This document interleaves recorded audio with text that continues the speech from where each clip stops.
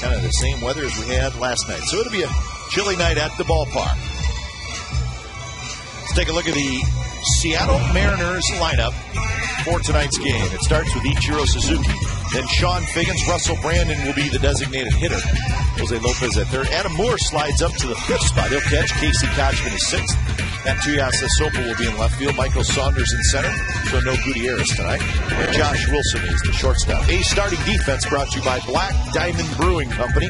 Davis, Crisp, Carson in the outfield. Tollison, Pennington, Ellis, Barton on the infield. Kurt Suzuki is the catcher, and Gio Gonzalez on the mound. And as always, when Gio pitches, it's the black alternate jersey, especially at home. 29th start for Gio, 173 innings. As we begin play tonight, last 6 starts, 4-1 record, 115 earned run average. And he has faced some pretty good teams in that period of time. So he will try to continue that tonight, and especially his success at the Coliseum, where he stands at 7-3 this season. Well, we could spend a couple innings reading off great statistics on Gio Gonzalez here this year. First pitch of the ball game is a fastball and a strike to Ichiro Suzuki. First pitch. Ichiro Suzuki, Sean Figgins, Russell Brandon, top 3 in this Mariners lineup. A's won 6-2 in game 1 of the series on Monday night. And the Mariners last night won 7-5. Frustrating game for the A's, but when you're chasing a team that's quite a ways ahead of you and you lose an opportunity, it's going to be frustrating, and last night was one of those games. Ichiro bounces out. Especially when the A's got down 5 runs in the second inning. Mariners scored the 5, but Gio Gonzalez with Ichiro Suzuki. How about that? A couple of guys there, left-handers, one active, and Dallas Braden, and Josh Outman sitting in between Brett Anderson, so 3 pretty good lefties. And Josh Outman talking about coming back strong next spring. Tommy John surgery a year ago this past June, so he's on his rehab assignment to his throwing program. He and Joey Devine with the club this month, or at least this homestand. Enjoying some cool weather because they'll be going back to where it's about 110. I bet it feels good to sit in the dugout. It really does, for a number of reasons.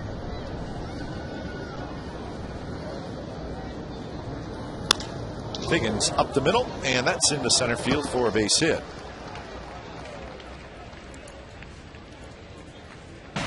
This is Josh Outman in the simulated game yesterday here at the Coliseum. Familiar number 55, and actually pitching with some batters. Just went against him, and be very encouraging for him. And just to think, elbow surgery to Tommy John, and then just gradually trying to get the strength back.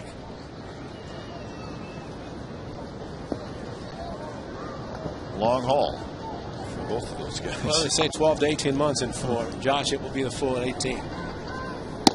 First pitch to Russell Brandon is inside. For Joey Devine, he had some complications, flexor tendon problem, and so it's going to be 2 years from the time that he last pitched. At least 2 seasons that he will have missed. Figgins takes off, throw to second base, not in time. Figgins got a huge jump on Gio Gonzalez, and he had a fairly easy stolen base for Figgins. Leg kick going the first move, and on the speed like Figgins, he's going to steal it easily, and there's the leg kick, and there's your first move. And good play by Pennington just to make sure with a short hop that it did not go into center field. You never want to give the extra base, especially when you don't have a chance to throw him out in the first place. Stolen base number 36 for Figgins. So 1-2 the count to Brandon. 3 fastballs to Brandon, the power hitter. They throw him a curveball.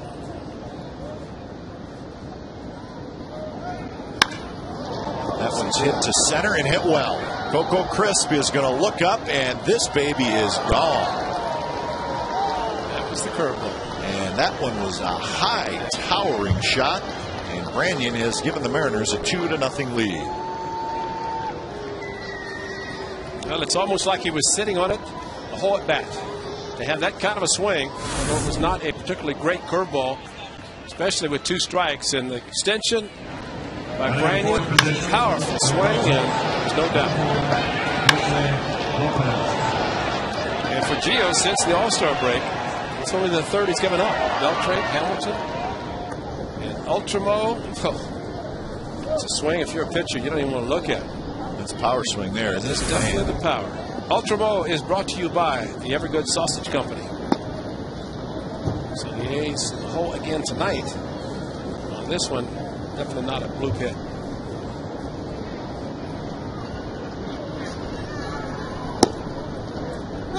For Brandon, his 24th of the year, his 14th with Seattle.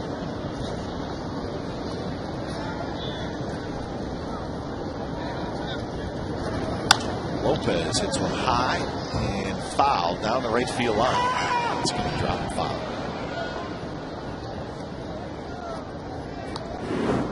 Lopez 240, 7 home runs. Good numbers against Gonzalez, though.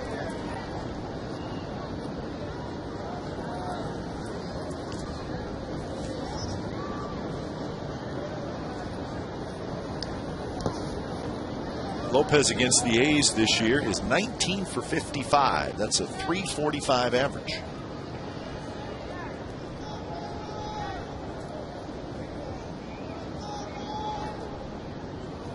There's your final from Toronto. Rangers got a lead early and put it away late. 8-1 is the final. They will play another game tomorrow. That's a 4-game series tomorrow night. So Texas breaks their 5-game losing streak and they get the win in Toronto. This one's popped up. The shortstop, Pennington out. He's got it. Lopez is retired, and that's out number 2. So with the Rangers win, the A's now 7.5 back. The Angels are still playing down in Anaheim. They're in the 11th inning. That game tied at 3. They had kind of a mid-afternoon start down in Anaheim. So Texas gets win number 76. They're now 13 games over 500.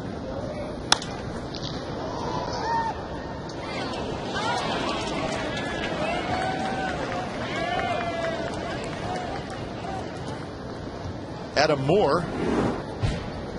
a home run in the series. So he is hitting in the 5th spot tonight. It's a quick 0-2. So Russ Brandon with a 2-run homer here in the 1st inning for Seattle. It's home run number 88 on the season for Seattle. Same amount of home runs as the Athletics have.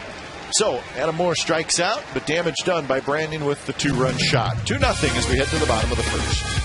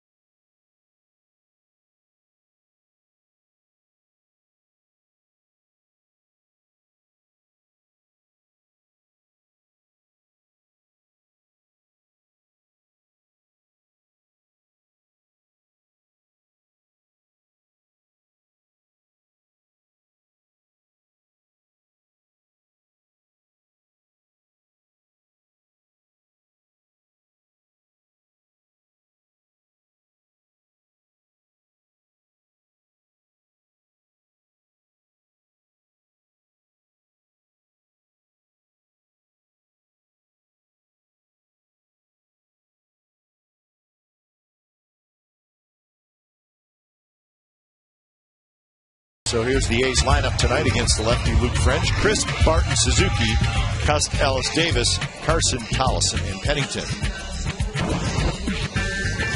Defensively for the Mariners, Tuiasa Sopo, Saunders, Suzuki, left, center, and right. Then it's Lopez, Wilson on the left side, Figgins, Kochman on the right. Adam Moore is the catcher, and Luke French, the lefty, 6'4", 225-pounder. So French looking for his 5th win of the year.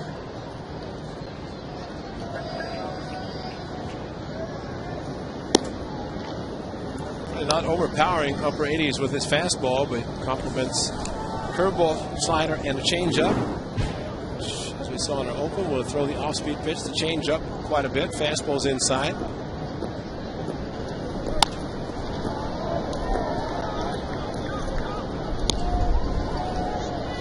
Crisp hitting .267 with 7 home runs and 35 runs batted in. There are the numbers for French this year. He got those last 4 starts with a 3-1 record, 2+ earned run average. And I think more than anything, the pitcher does not throw any harder in 88, 89. It's the use of his other pitches, the off-speed pitches, makes the fastball seem that much quicker.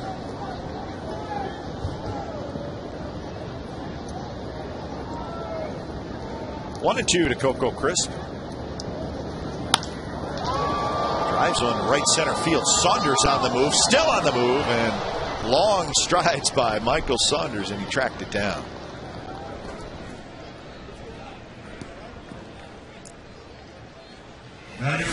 So that is out number 1.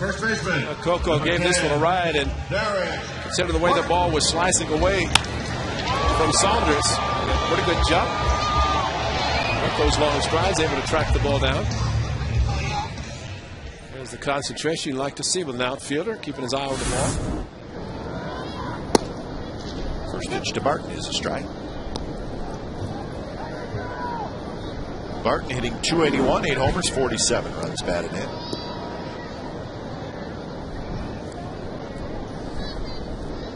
Two for 7 in the series. He lost this one down the left field line. Tuiasa Sopo into foul territory. It's into the seats as he goes into the slide. Not a bad way to protect yourself a little bit.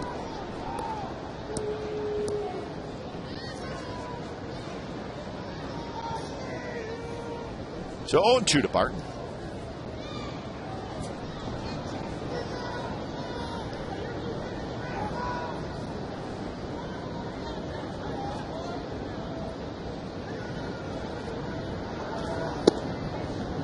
Pitch. French was acquired by the Mariners from the Detroit Tigers at the trade deadline last year.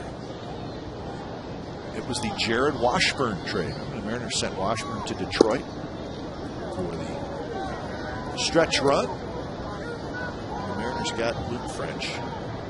He made his major league debut last year with the Tigers in May, and it was against the A's. Pitched an inning of relief. A couple months later, was traded to the Mariners. 8th round pick of Detroit back in 2004.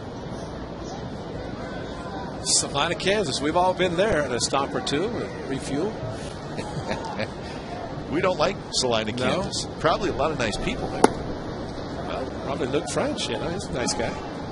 But when you're dying to get home, that's not the place you want to stop. It's only going to take 15, 20 minutes to refuel, but how about landing and taking off? At another 45 minutes, just expect to get a W-2 form. Stop there so often. It's just a refuel. Sure. Not anymore. Your team travel, Mickey Morbido, knows when to get the correct plane that has the most fuel that can get us from coast to coast without having to stop. He's good. Running a third position, the catcher, number 8, Kurt Suzuki. Fuel is important. Well, not the plane. I prefer that we stop because the alternative is not that great.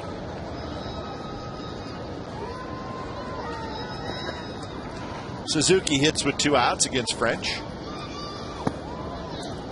Kurt .248 with 12 homers and 59 runs batted in.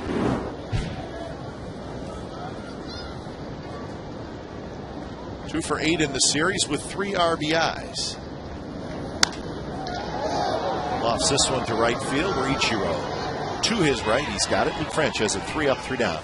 first inning. Second inning coming up. It's the Mariners 2 and the A's nothing. It's time to raise your voices and celebrate the first inning.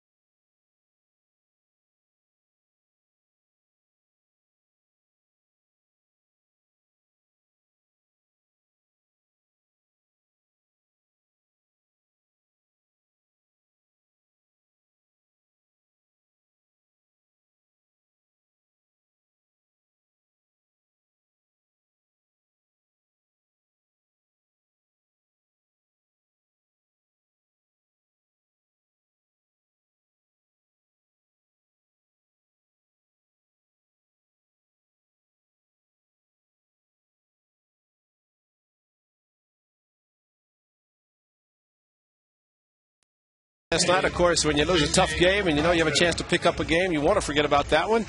And for Gio Gonzalez, he is maturing every start. See how he continues to mature after giving up a 2-run home run in the first. And for French, yes, a sneaky fastball.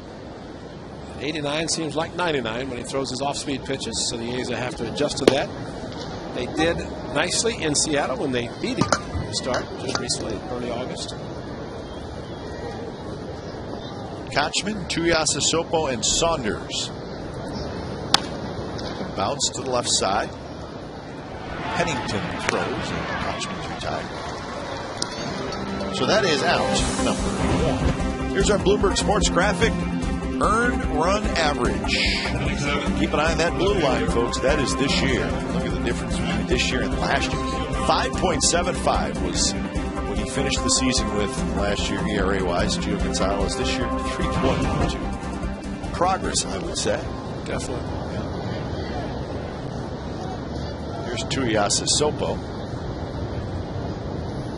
Bloomberg Sports, the leader in data analysis, has developed an analytical product being used by baseball clubs. There's also a product for fans.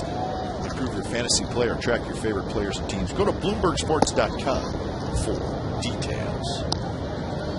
2.05 ERA since the All-Star break.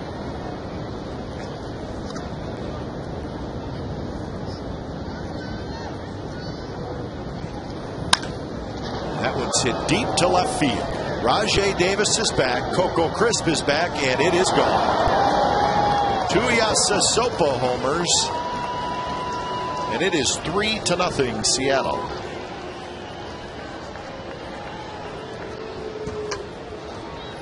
Tuiasosopo has homered off Gonzalez before. He's done it again. Well, the fastball trying to get it inside on the 2-0 and did not get it where he wanted it. And hit very hard again. 2-0 fastball. Wow. Got him on May the 17th. Did Tuiasosopo.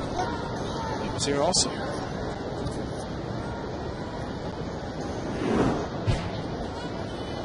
The second time this year that Gio's given up more than one home run in a game. Fastball first strike to Michael Saunders. Saunders hitting .217, 8 homers and 30 runs batted in. Good fastball, and on 3 pitches, Saunders is retired. So that is a couple of strikeouts for Gonzalez. Saunders in there for Gutierrez tonight in center field. I know curveball with 2 strikes to this lefty. It's just rear back and throw a hard fastball. Maybe a little frustration on that fastball. Here's the 9th place hitter, Josh Wilson. Oh, we had so much fun with Ben Sheets last night, Ray, that we decided that we're going to have a guest again tonight. Coming up in the 3rd inning, Eric Chavez is going to join us. So we'll look forward to talking to Eric. Ben made us laugh like we knew he would. One of the good guys, and so is Eric Chavez. So we'll visit with Eric for an inning or so.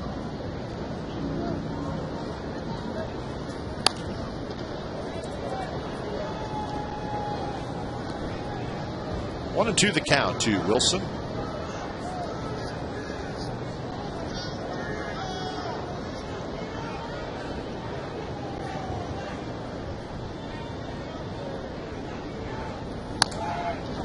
Good swing there. 94-mile-an-hour fastball.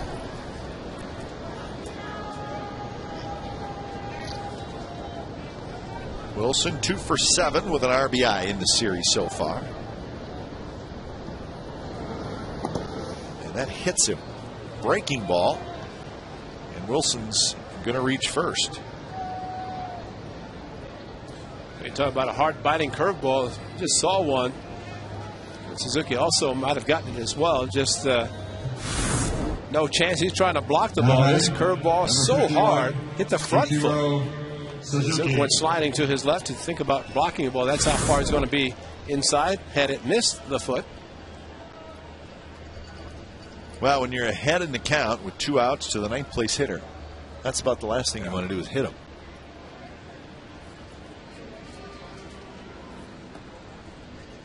So now Gio will go to work on Ichiro Suzuki with Wilson at first.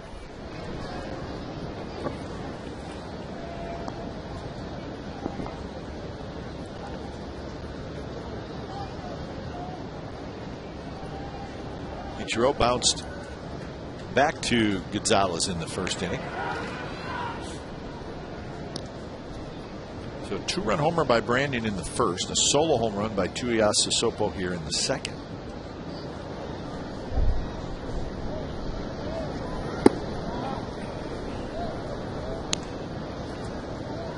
Ichiro in the series 3 for 9.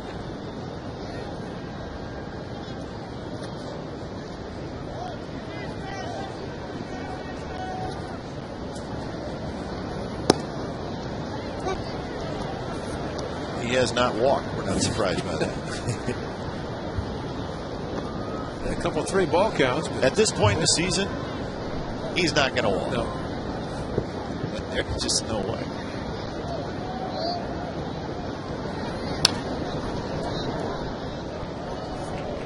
He's got 181 hits. 19 away.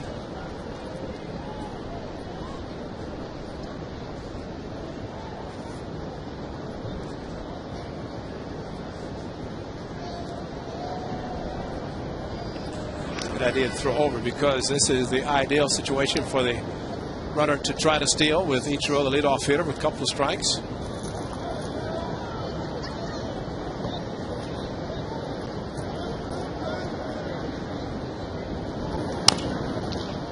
Rolled foul. If he's going to go like Figgins did last inning, that's just going first move. You happen to make it, you make it. If not, Ichiro leads off the next inning. That happens, you can get the big lead, a bigger lead.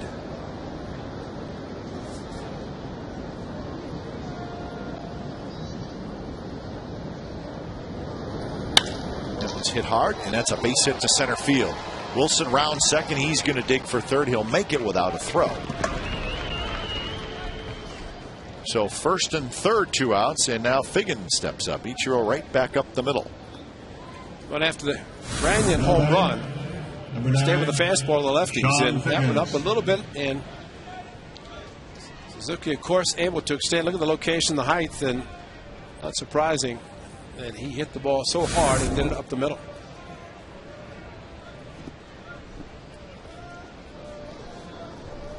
Well, the A's lost 2 out of 3 of the Mariners when they visited Seattle early August, and French was the only one they beat in the series. And that one bounces away. Suzuki's going to advance to second, but Wilson stays at first. It's going to be a wild pitch, so second and third now, 2 outs. Well, Kurt knows that the runner at first is going to take the extra base, but keep it close enough for the runner at third. He cannot score. He'll be satisfied with that.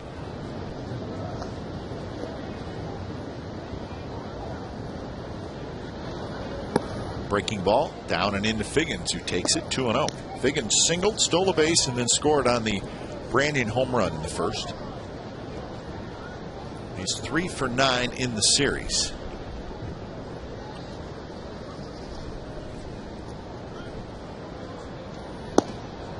Three and 0. On deck is Branyan.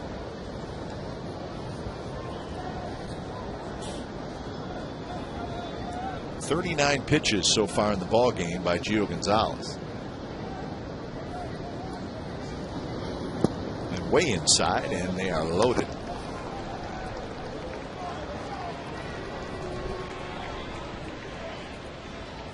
So Gio just not comfortable tonight on the mound. And not only does he look uncomfortable, but the results say the same thing. 2 strikes, and we saw last night when Jack Cust was hit by a pitch with 2 strikes in the 9th inning. The A's ended up scoring 3. Came up short, but that started the longer 9th for the Athletics. I think Gio just wants the challenge of Branyan. He hit a home run last inning. Now batting, number 30, Russell Not give in to Branyan. Figgins and say, let's go after the big guy. All right, here we go.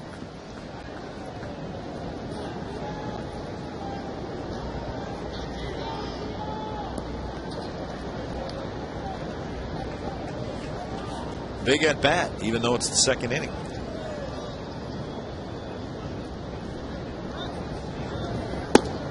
First pitch is low to Branyan. After hitting a home run first at bat, Branyan has to be thinking he's not going to do it again. Not going to throw the curveball again, but as long as you don't get the rolling curve with the runner at third base, there is a concern. And the concern also with Tolleson so far off the line at third, and Gio's out of the windup. And Josh Wilson, with Gio that rocking motion.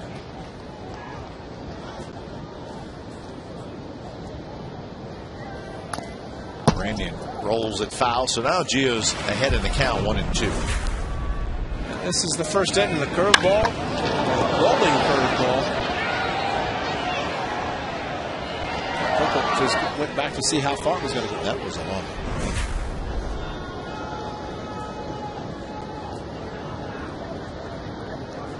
one. 1-2 pitch. And it missed outside, I guess. Not by much. Well, Kurt Suzuki did not have to move far to catch the ball, almost exactly where he had set up with his target. Rolled foul. Mike Brumley, the first base coach for the Seattle Mariners.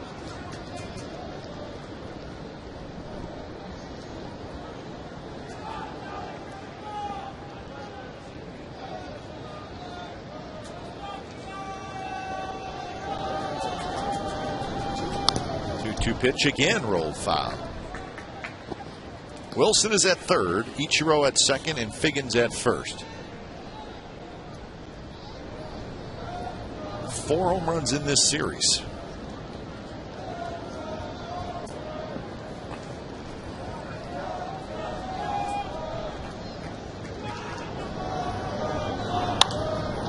That one's hit high to center, but this one's in the ballpark. Crisp goes back, now comes in. And he's got it side retired. Tuiasa Sopa with a home run. And Mariners also leave the bases loaded. 3-0.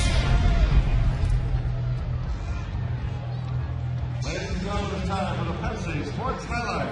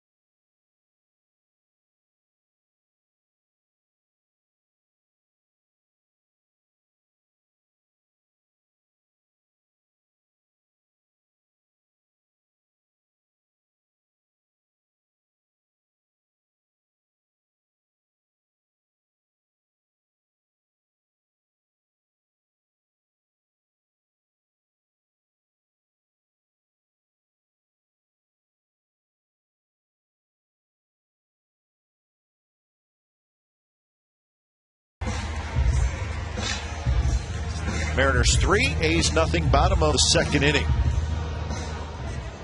So Jack Cust will lead it off. Cust, Ellis, and Davis against Luke French, who had a 3-up, 3-down first inning. The A's trailing again tonight. So they had a lot of time to come back last night. They did come back, but it was in the 9th inning. Cust to right field, got jammed a little bit. So that is out number 1. Here's our Subway Eat Fresh Ask Glenn and Ray question for tonight. Jack from El Granada asks, should umpire Bob Davidson be punished by Major League Baseball for throwing out a fan last night in Milwaukee? I don't know if you folks saw what happened, but I don't know. It was interesting. We will show you what happened, but there was a fan that was thrown out of the game at Miller Park in Milwaukee by home plate umpire Bob Davidson. Now, that may lead you to think that the fan was heckling Bob Davidson. The fan was not. The fan was heckling Yadier Molina, the Cardinals catcher. And Bob Davidson threw a fan out of the stadium for heckling the Cardinals catcher. Shot down the left field line, and that's going to get down and run off the wall. Mark Ellis digging for second, and he will make it. So that is a 1-out double for Ellis. So here is the play we're talking about. Now just watch closely.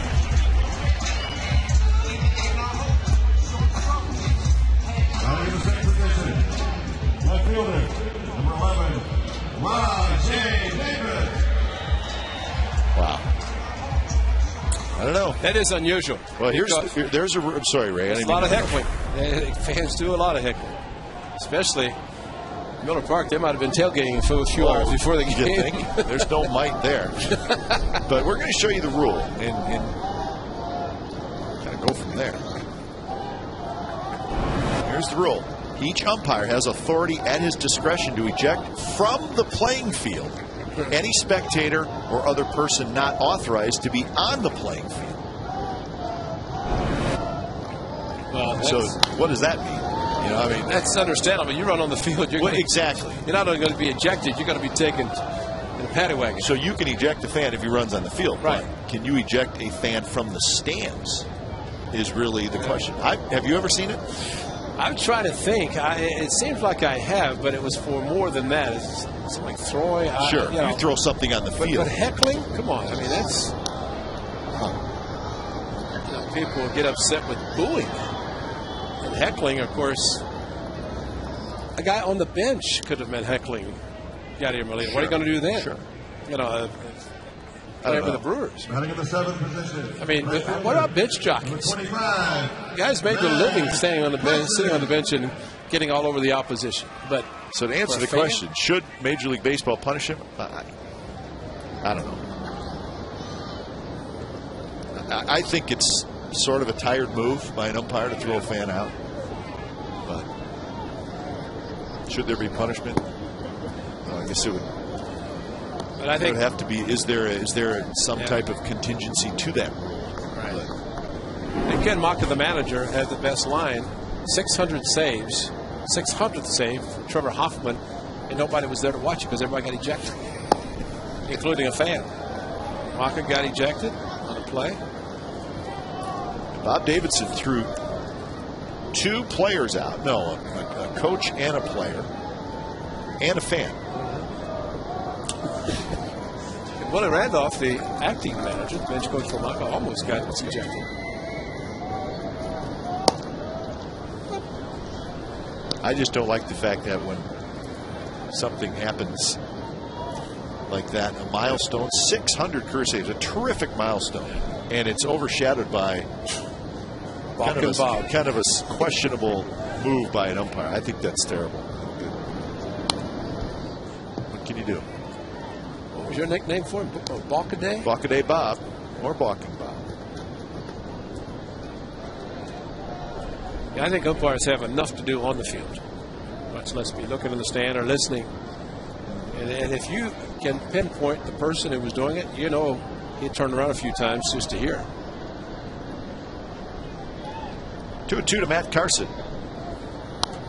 Fouls it back. So Baseball's been played for over 100 years.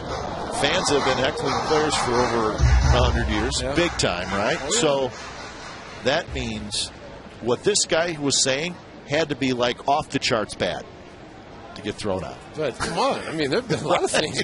Oh, thank you. I've heard them when I've been on the field. They've been directed right at me. So they weren't ejected.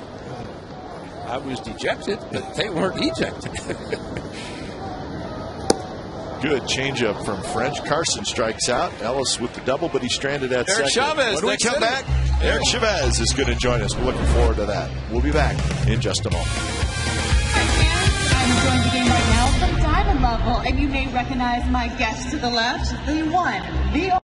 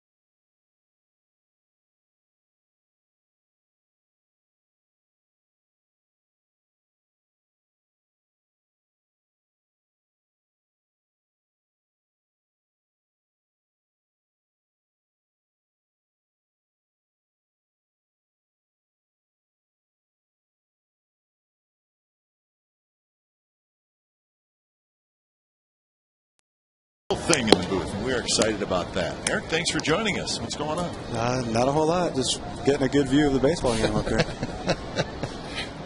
Well, we don't want you to get too used to it. So how you doing? I'm good. Hanging in there? Yeah, it's been a good last couple of days coming up and visiting with everybody. I've really missed it. Well, forget about visiting. What about any done? I mean, as far as swinging the bat, just what did you last try? Give us kind of your timeline of trying and then having it not work out. It was about probably a week and a half, 2 weeks ago. It's probably my last time really, trying to come back. So I was out there in Arizona. It was about 112, 115. So I got loose pretty easy. Yeah, right. But I played in a game, and I kind of just knew I wasn't going to have enough to come out here and compete. How hard was it? It was hard. It was hard because, I really wanted to at least come back for September and, just kind of be in uniform, even if I didn't get a lot of at-bats, just to be with the team and, have a chance to get out there and do something. Be frustrated, take a 2-0 fastball and ground out to second and throw your bat and be frustrated. You miss that, don't you? I miss being successful, yes. That's for sure. Eric, when you said, I could tell I couldn't do it. Is there pain involved? Is there just not the power in the swing? I mean, physically, what is the feeling that's telling you I can't do this? It's weakness, really. I could feel the neck after each swing just kind of start to tense up on me, and then technical wise, I just couldn't get above a heater. I struggled with it the whole year, and anytime anybody threw 90 or above and it was above the waist, I couldn't get to it. Slowly hit off the mound. Tough play for Ellis. Should have come up here in the first inning. Look at this. 1, 2, 3. He's not going anywhere. We're going to keep him here until the A's grab the lead. How about that? 3-0 Seattle. My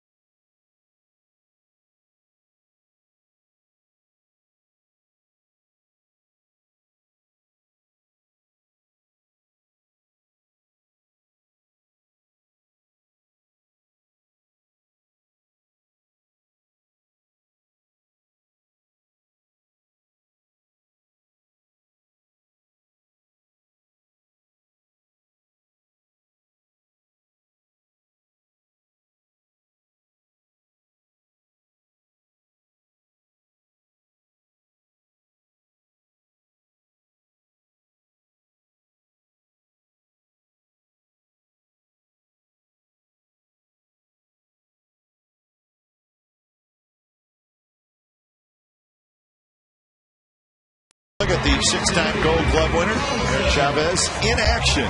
Remember these plays? And with Mulder, you know you're going to be busy.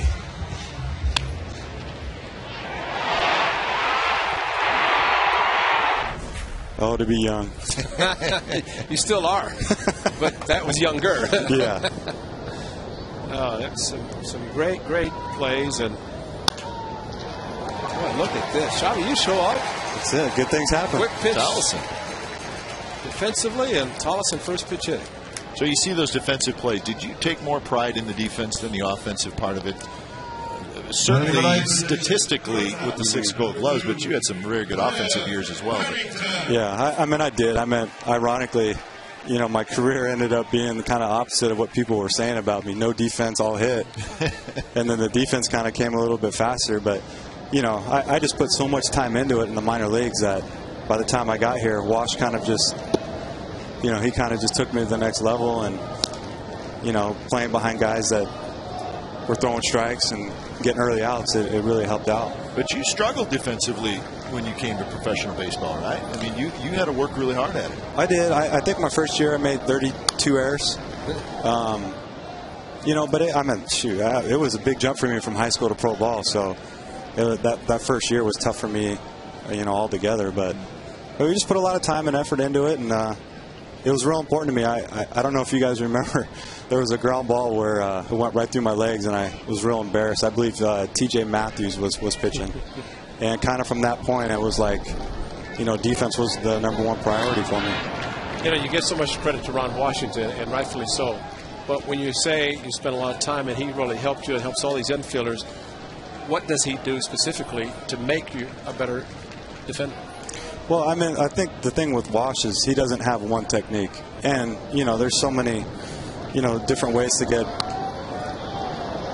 so many different ways to play the game that, you know, Wash would just kind of sit back and, you know, he'd look at Mark Ellis or Miguel Tejada and, you know, figure out some keys that would work for them. And with Wash, the first thing he said to me was, "What do you struggle with?" I said, "Well, sometimes I have, you know, I have a problem throwing the ball to first base." He goes, "All right, we're going to work on your feet work." And then as soon as I started getting my feet moving and, you know, real quick on my feet, the throws were a little bit better. Obviously, as my career went on, the shoulder was barking, so it was hard for me to get the ball to first. But, you know, Wash just continued to year after year just kind of, you know, help me out with little pointers, and he was a big part of what I did. And it's a lot of truth to the fact that initially you did not want a ball hit to you, and then you got to the point you said, hit every one of them too? There were some nights. It wasn't easy. Especially when you have a ball go right through your legs. I think I made 2 errors that night, and I went home so embarrassed. And, you know, the big part for me was, you know, pitcher's doing his job, and he's fighting for his meal ticket and his family. You know, for defense, you know, we got to be ready to go behind him.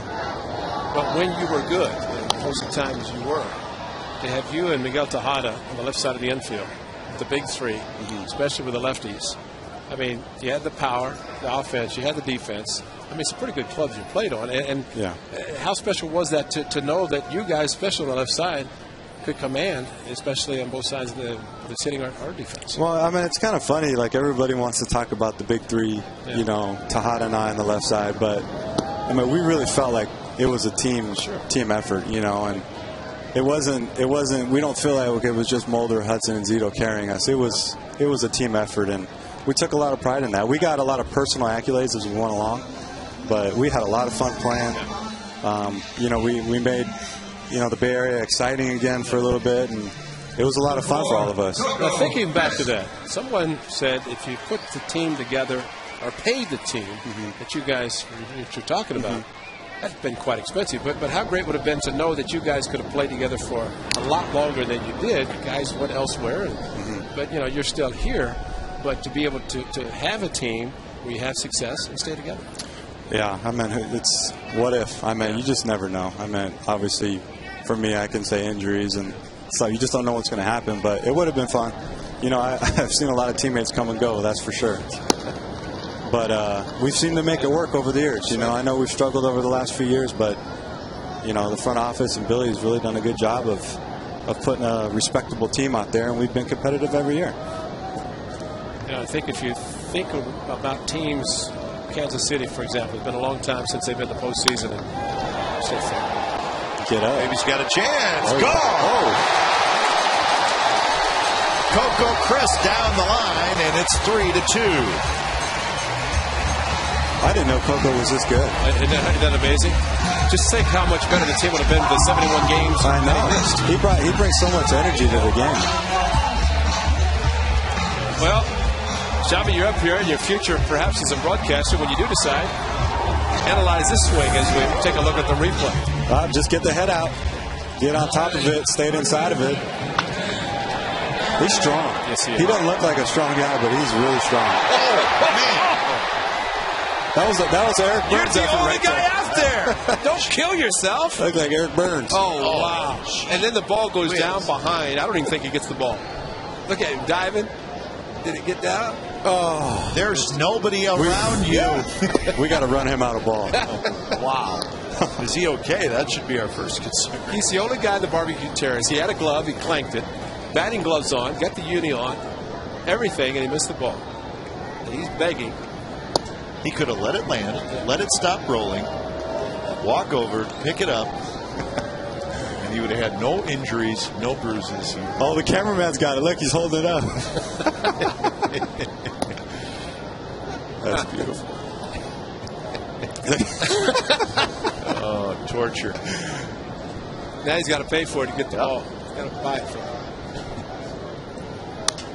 Well, that quickly, the A's back in the game. Shabby, why don't you break this one down? Well, like I said, it looks like Eric Burns out there. Wow. It hit behind him when he missed it. Oh, man. It hit hard off the concrete, and his body also hit hard on the concrete. Watch the ball. There it goes. Well, he looks Good so effort. great dressed up. It was a good effort. Good effort. Maybe. If we had him a ball, we got to get that guy Well, a ball. Kevin's been giving the young ladies baseballs. I mean, take one to the guy who just about killed himself, Kevin. Is Kevin down there tonight? Yeah, Kevin's dreaming, looking up at the stars like he was the other night. Kevin's got other things on his mind. There he is. Superstar. That's funny. But, the thing about Coco, he doesn't really stride that much, if any. That was a changeup, and he just top hand and crushed it. It's amazing the strength from both sides that he really has. With no stride. With no stride. Yeah. There he goes, Kevin. Planked it. Go give it to the guy up there. Yeah.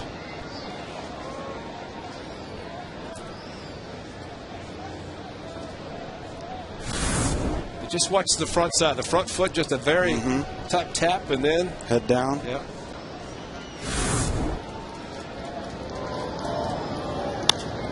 Suzuki pops it up. You got to stick around. You got some runs going. Oh, yeah. You got some outs, quick outs, and Shabby's not going anywhere. So got us 2. The A's are indeed back in the game. 3-2 Seattle after 3. Hey, fans. Thank you so much for taking part to the game. It's always the smart way to go. And as a thank you for riding the train, we got a $15 bar card.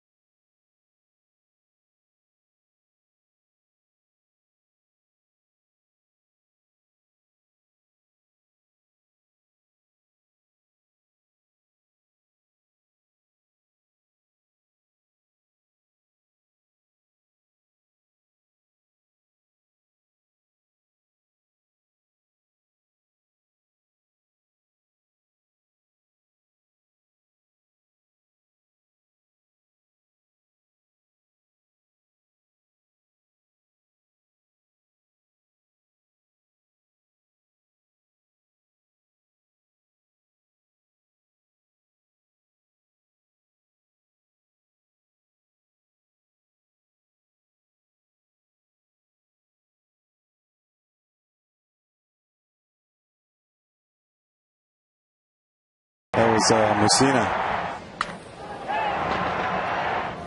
This little this bobble out there really helped out. They kind of bobbled it. And I like this one. This is the capper, the home run, straightaway central. 2000. Yeah, I just remember not, going up there. I wasn't even worried about hitting a home run. And I hit it center field. That tells you I wasn't really trying to. I was just trying to stay on it. That was fun. Bottom three in the order against Gio Gonzalez. So Eric, as you look into the future, I know you have a young family, little kids running around. So what do you foresee in the next 5 to 10 years for Eric Chavez? That's a good question. I'm looking forward to it, though. Yeah. Everybody says the kids grow up fast, but I love seeing the growth. Having a real adult conversation with my 5-year-old son. It's a lot of fun. A lot of fun. So from San Diego, so hence the name Diego. Yeah, I'm kind of a SoCal guy at heart. So we have a promo that when you're traveling and you can't watch it on Comcast Sportsnet California, watch it on MLB. And sounds like you might be doing some work. I might. Yeah, I think there's an opportunity to do a few playoff games. Get into broadcasting. You guys have the best view. A free ticket. Free ticket for life. You got the elevator going straight down. Come upstairs. Wait. I want to hear about these Dippin' Dots things you guys are. No, just dibs. Oh, no dibs. Dippin' Dots, just dibs. You guys just crush these things? Well, we crush everything. You talk about them every broadcast. Well, we crush a lot of food because it's starting to spread. That when people come to the game, a lot of times people will say, we watch you on Comcast Sportsnet California. In high definition, of course. Yeah. But when we do come to the game, we want to bring you food. And so it's about every other game. Yeah. So it's hard to say no. There was an Italian lady who came, actually a breast cancer survivor, sang the national anthem.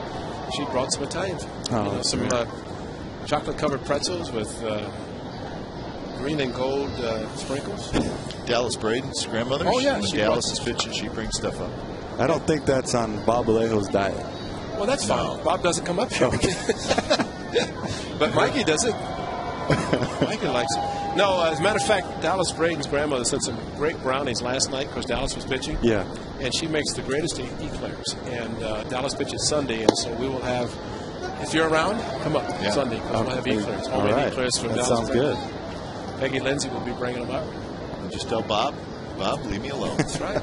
Bob might come up himself. I mean, I see what Jim Clark fixes for him on day games. The chef that comes in.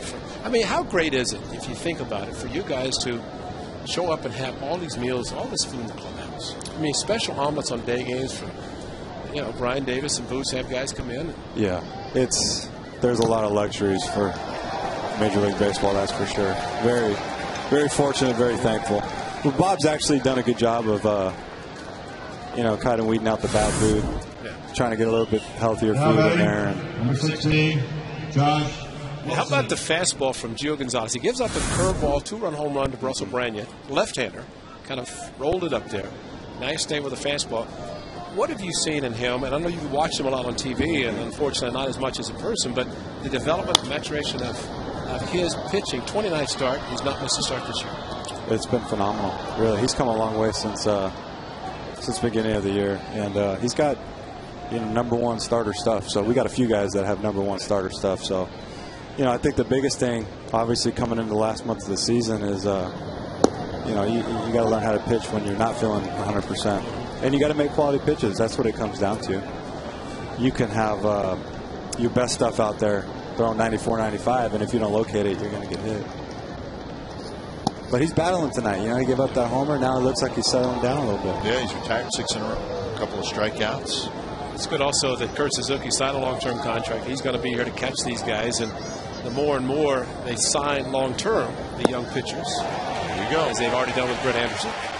Chavi, that's 3 up, 3 down again. All right, guys. Thanks, buddy. Thank we you. appreciate it. Good luck. Thank you. Food. And good luck to you. So Eric Chavez, don't announce your retirement either. I won't. Okay.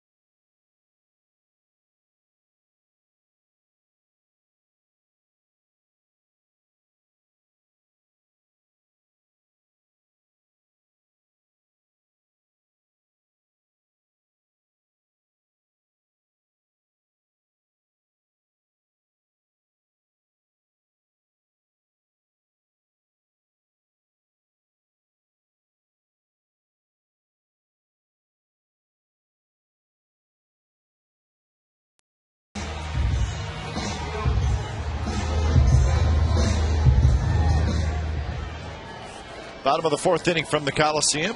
Mariners with a 3-2 lead over the Athletics. Cust, Ellis, and Davis against Luke French.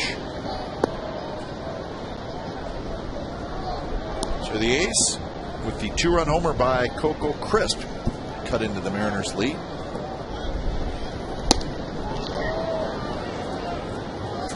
Three hits for the A's off French. Cust hit a fly ball to right field in his first at bat.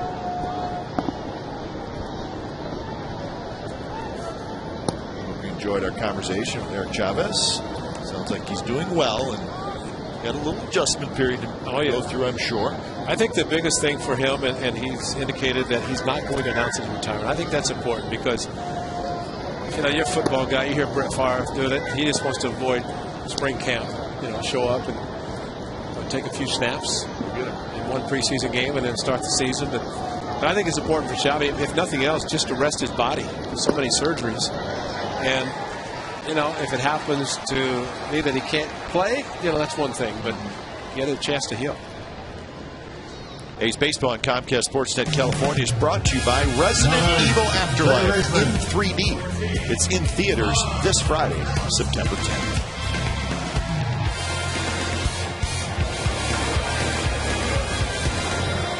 So the A's have their leadoff man aboard here in the bottom of the 4th, and Mark Ellis steps up. The walk to Cust, the first walk issued by French tonight. He has a couple of strikeouts.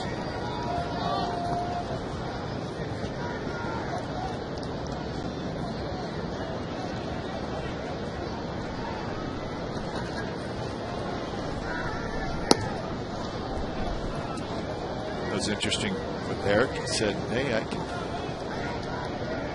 take batting practice against 75 miles per hour pitches, or even 80 probably, and I can put on a pretty good show. But when it gets to be 90 miles an hour, I can't get to it. You know, a lot of guys could do that. Well, that's true. That's a good call. He could hit a lot of coaches 65, 70 mile an hour fastballs. Four seam right over the top and crush it. Steve Vucinich loses a lot of baseballs, but you know, his home runs during batting practice.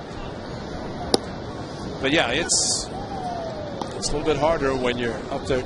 And I think for him, he said the high fastball, trying to get on top, swing at a high fastball, just could not do it.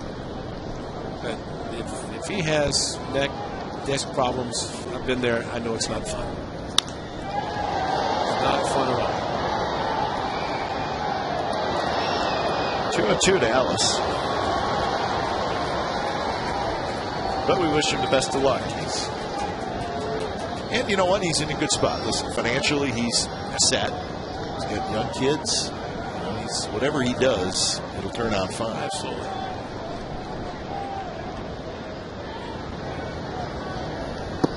And I think eventually he's going to be able to perhaps be as good a teacher as he has been a player. And teach in the sense that being able to teach playing third base, infield, a lot of things he learned from Ron Washington, no doubt, going to help him when he starts teaching.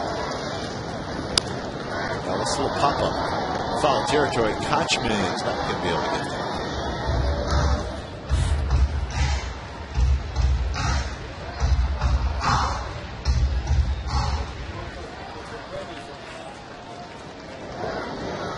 Rajai Davis in the on-deck circle.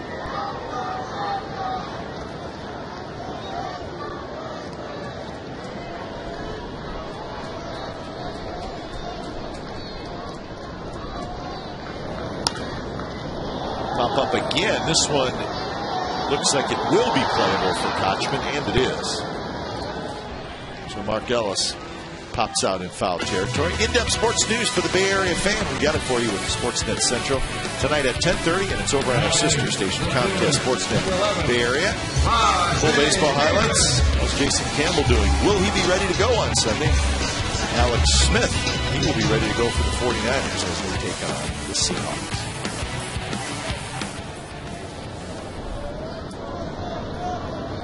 First pitch to Rajai Davis is hit hard in the left field for a base hit.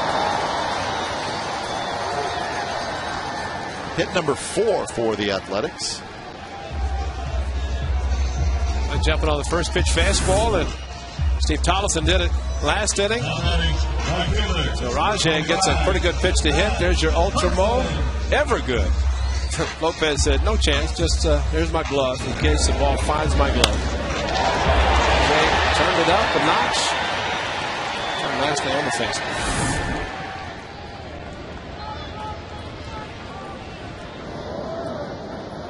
So Matt Carson, chance to tie up the ball game. Cust at second, Davis at first. Cust walked, Davis the single. Carson struck out in his first at bat. Inside 1-0.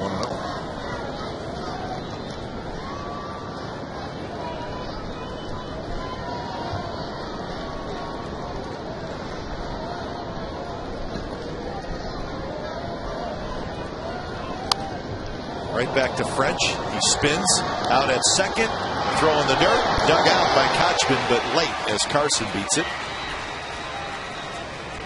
So it'll be a fielder's choice. Runners at first and third, 2 outs.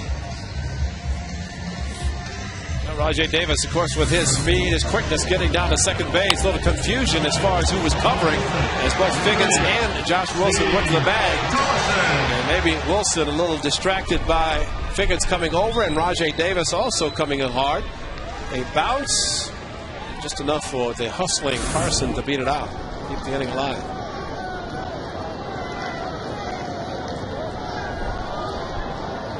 So let's see if Tolleson can come through.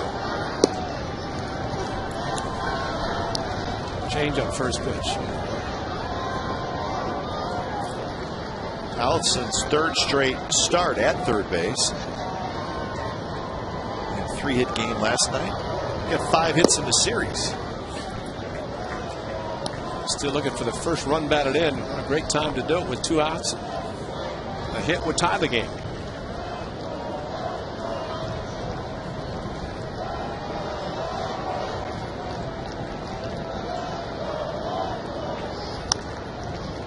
Change up and a pretty good one. See, this is what hitters, and of course all hitters know that pitchers are going to pitch them differently.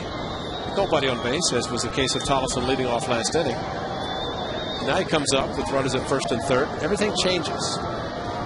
Pitcher, catcher say, okay, chance for a guy to tie the game. He's not going to get the same fastball. Try to work him.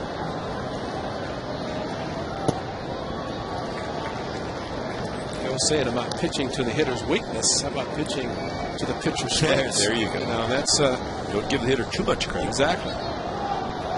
The changeup seems to be the pitch that French likes and has liked in these situations. Do it again. This one hit the shallow left center field. Tuiasa Sopo comes in, makes the catch. A's strand a pair. We are on to the 5th inning. It's the Mariners 3 and the A's 2.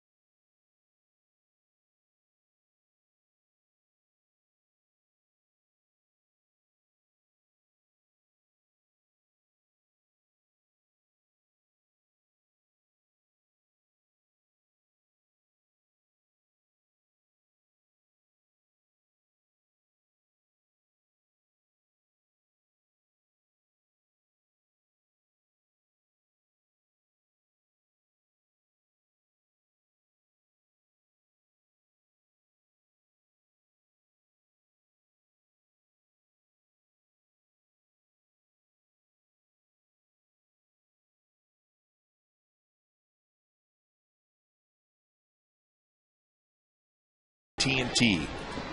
Name the 3 Mariners that have had 200 hit seasons. 3 of them.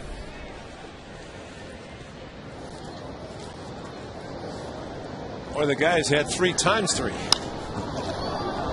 And on his way to another one as this one sliced down the left field line. Rajay Davis picks it up, and Ichiro has himself a double. So he's 2 for 3 tonight. Somebody call Eric Chavez and get him back up here. He came up here, and Gio retired 6 in a row, 3 ground balls, 3 strikeouts. And how about that swing by Ichiro? Ever good. It's ultra mo. No stride, just upper body movement, and sliced it hard to left field.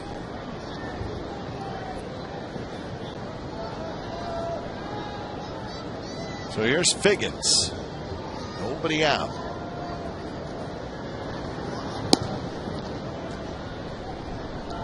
Figgins, a single and a walk.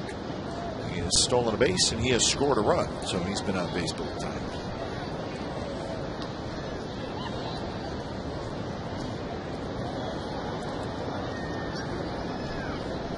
Pennington right behind Ichiro, trying to hold him on.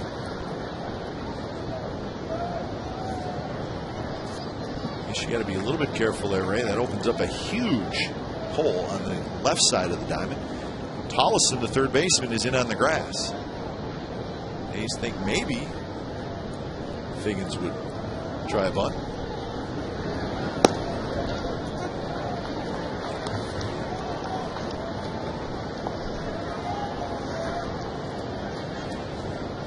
Especially the curveball that comes inside to the right-hander, Figgins, with that huge hole on the left side. You'd figure that's the one he would pull into left field if they throw it like that.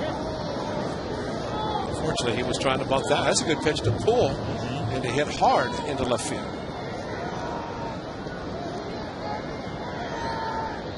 So now Figgins behind in the count, 1-2.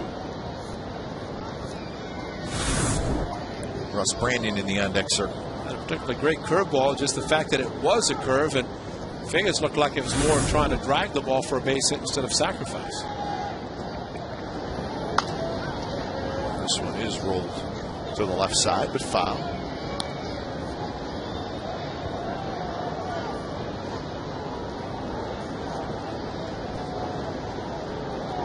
This will be pitch number 75 for Gio Gonzalez.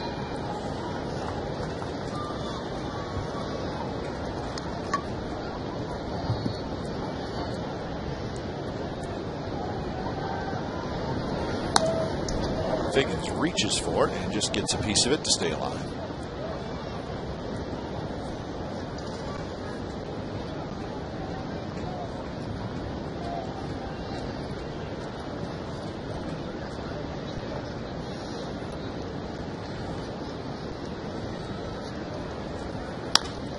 Bounce toward short. Pennington looks toward Ichiro, but would not have had a play on him. He gets Figgins at first, so Figgins gets the job done on the ground down. Red Sox will be in Oakland this Saturday, September the 11th, when the A's host Firefighters Appreciation Night. Game time 6:05, and a special pregame ceremony will honor local firefighters. And during the game, the A's will promote fire safety awareness and prevention. To buy tickets and help support this charitable event, visit OaklandAthletics.com. So here's Brandon. Infield comes in. There's a strike to Brandon. And this is unbelievable that Gio Gonzalez is pitching out of a windup with that little rocking motion. And Ichiro at third.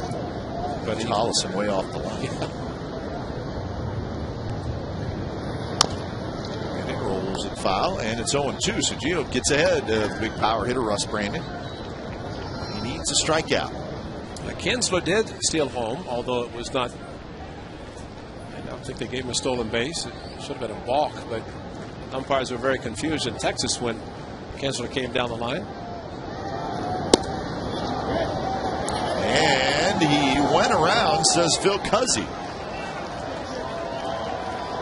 Cuzzi called it. Brandon can't believe it.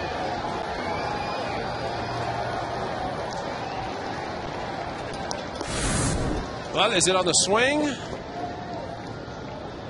Shouldn't be. because he is pointing to him as if it was a swing. And that's why Adrian Beltre immediately points to the third base. In his case, it's our favorite thing he does. Yeah, point to third and ask for the appeal before the umpire does that, because once the umpire makes the call himself behind the plate, he can't go to third or first. No. So that's why Adrian Beltre, the master, doing that. They will be in town this weekend. Starting Friday night, the Red Sox will see firsthand Adrian Beltre. Suzuki, as Kurt Young went out to talk to Gio Gonzalez. Kurt started back to home plate. Kurt Young ran off. And Kurt, as he went back to the pitcher, pointed to Kurt Young to keep going. Remember what happened? Yeah, don't come back. Don't come back. That constitutes another move. Because we don't have anybody warming up in the bullpen. Because Kurt Suzuki obviously remembered that, and as he went back to say something to Gio, he made sure Kurt Young didn't come back. In the dirt to Jose Lopez. Lopez is 0 for 2. Popped out to short, grounded out to second. He's 3 for 10 in the series. And that one in the dirt again, 2-0. Adam Moore is the on-deck hitter. There are 2 outs. And he might have been saying, at first base open, Lopez has hit you well. And Kurt Suzuki looking in and I think asking Bob Geren, you want to walk him?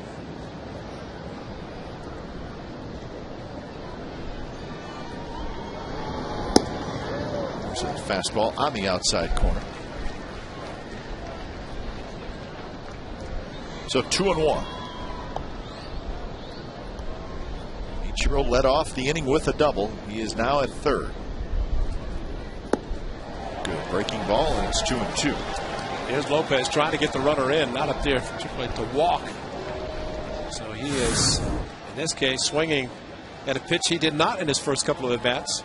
That's the hard breaking ball, ended up out of the strike zone.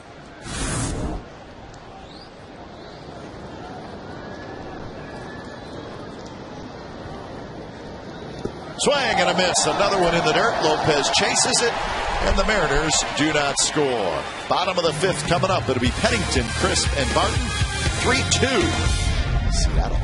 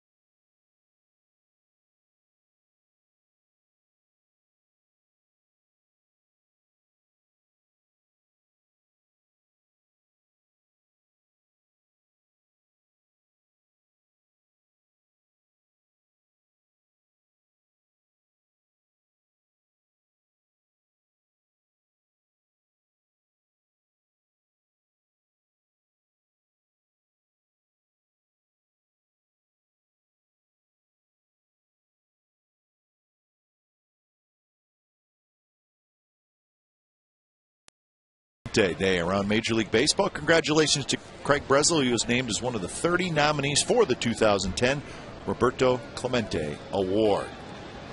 Each team with a nominee. And we hope that Mr. Breslow is the winner.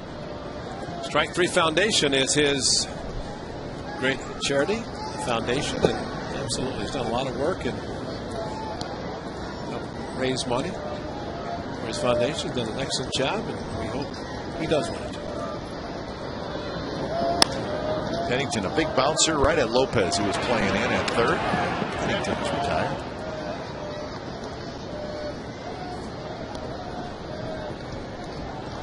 So one out here in the bottom of the fifth. And a chance to be behind the plate. The great Roberto Clemente in the 1970 All-Star game. An unbelievable hitter. A complete player, 5-tool player. His great arm from right field. He could go down in the corner, catch a ball, make a 360 turn, throw a guy to third with a perfect strike.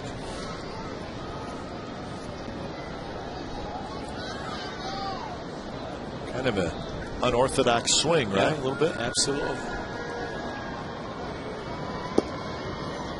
Really tough to pitch to, though. It's 3,000 hits. In his last game, 3,000 before he was killed in the plane crash.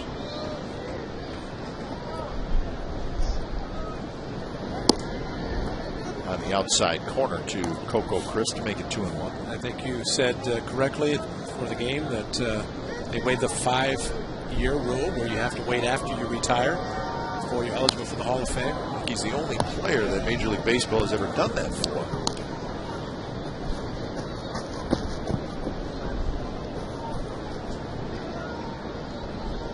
Jackie Robinson's number has been retired throughout baseball, and once the few players who are still wearing 42. Think of Mariano Rivera. And once that number, he no longer wears it, it will never be worn again in baseball. And many are saying that they should do the same for number 21, Roberto Clemente, because of so much that he meant, especially in Latin America. Drive to right field, but Ichiro is there. Well, with the number of Latin American players in Major League Baseball, wow, it's a huge percentage. Yeah. I don't know what it is exactly, but in the minor leagues, I read, I mean, it's approaching, 40%, 45% minor league level. Of course, a lot of the clubs now, I don't know how many don't have some sort of an academy in Latin America, Dominican Republic. Players still go to Venezuela, Dominican Republic, Mexico, Puerto Rico to play winter baseball.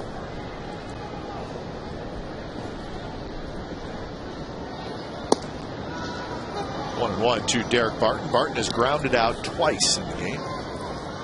A's trailing 3-2, fifth.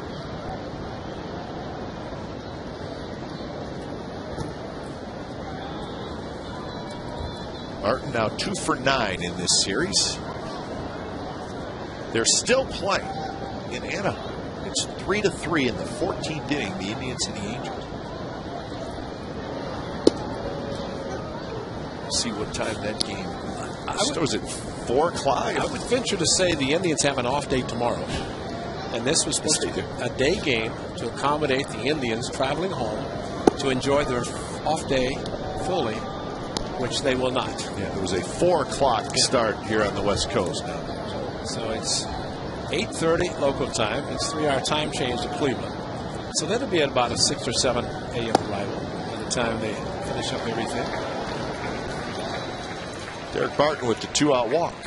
A's last home game this season is Sunday, September the 26th. That's against the Rangers. 10,000 fans that day will get a Dallas Braden bobblehead. How about that? Brought to you by Sharp Business Systems. Order tickets online now. OaklandAthletics.com or call 877-493-BALL. There's that fist pump. Perfect game. Take a number of different shots. There's a great one. It's a catcher Dallas Braden, or Derek Barton, I think it was, first. And they over after Cliff Pennington. Gabe Kapler.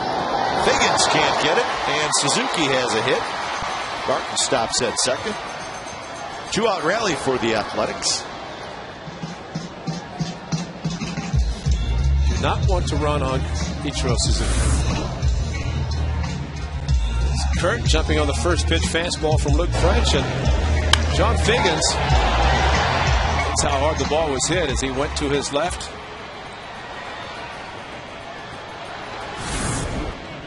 Now batting, designated hitter. So that was hit number 5 for the A's off of French. So another chance for the Athletics to tie up this game.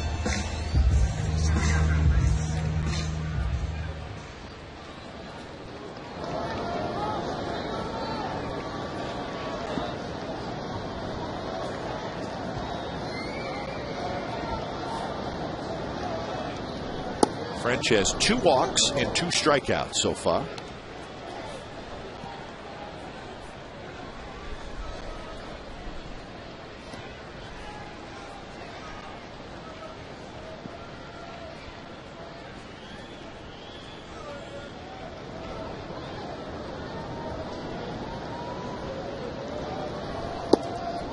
Now 1-1 the count. Cust, a fly ball in the 2nd and a walk in the 4th.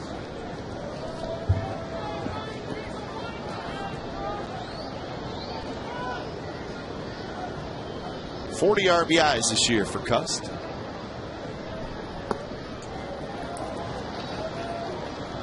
With his 10 home runs. Mark Ellis, who has swung the bat well tonight, doubled his first at bat, waits the on deck circle, and Jack has a very good eye. He should get a pitch to hit at this at bat.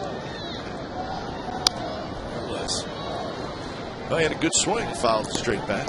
You figure that because Jack has such a good eye, you walk him, you're going to face Mark Ellis with the bases loaded.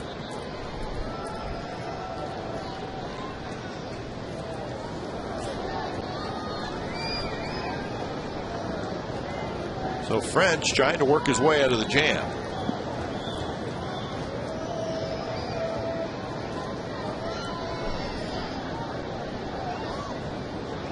Doesn't have that many pitches.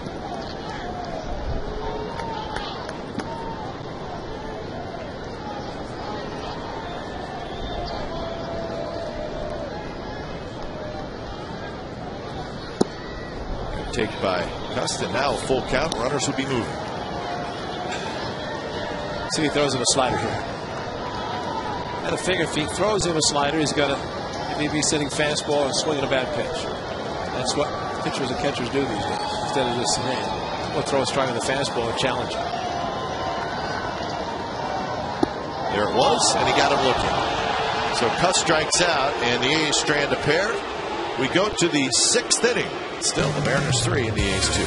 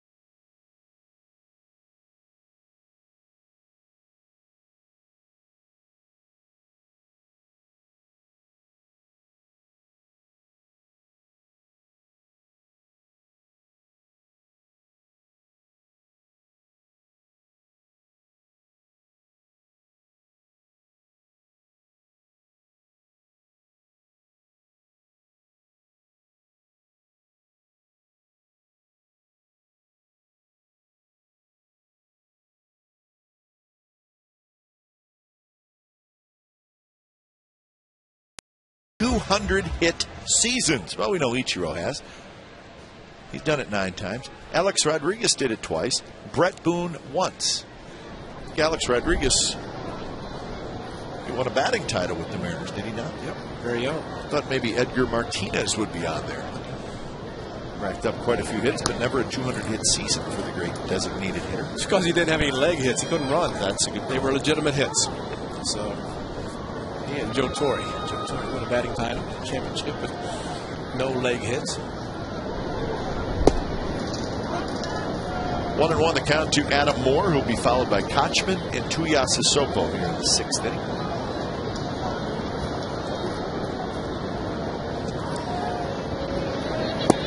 swing and miss 1-2. Ray, we want to send out good luck to the A's minor league system. The whole system. The whole system. Right.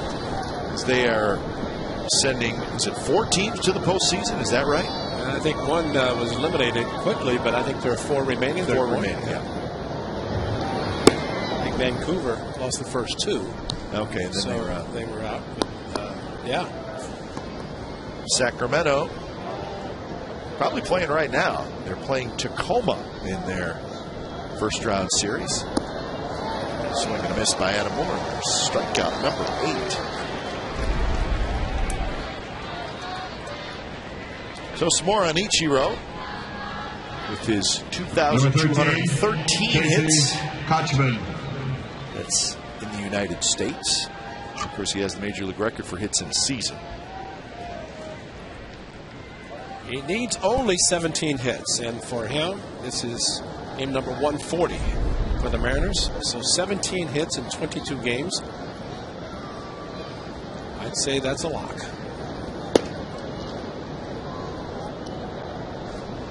The A's will finish the season with a 4-game series in Seattle. He'll have them before then. He may have it taken care of. Trying to pad his. When you think about 262 hits.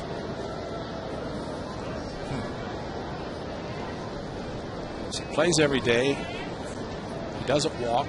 Goes to the plate at least 600 times.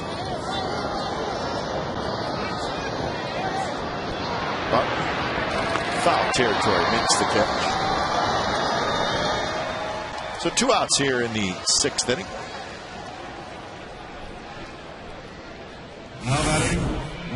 We have seen this reaction before with a player who feels he just missed one. Saw Mike Napoli over the weekend. Had a 2-0 fastball, hit it straight up. The out-of-town scoreboard is getting a little bit behind with the Angels game. I think he's getting tired. 15th.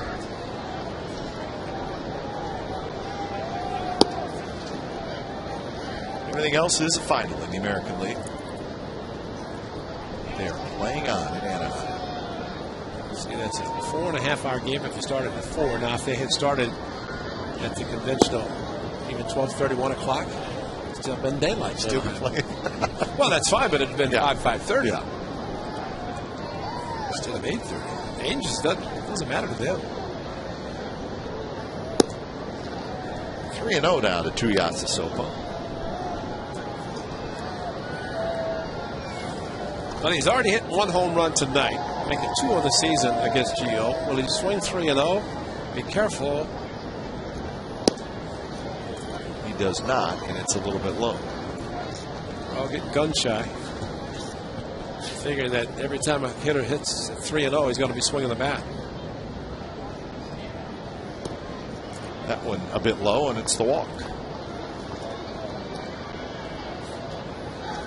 Second walk issued by Gonzalez to go along with his 8 strikeouts.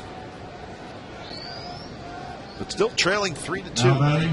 Number 55, Michael The first 2 innings, he Saunders. was a little bit rocky, but he has settled down since then.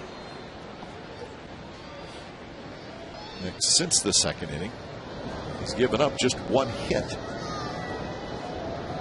There's that double by Ichiro leading off the 5th inning. Here's Saunders. Fastball, swing and a miss.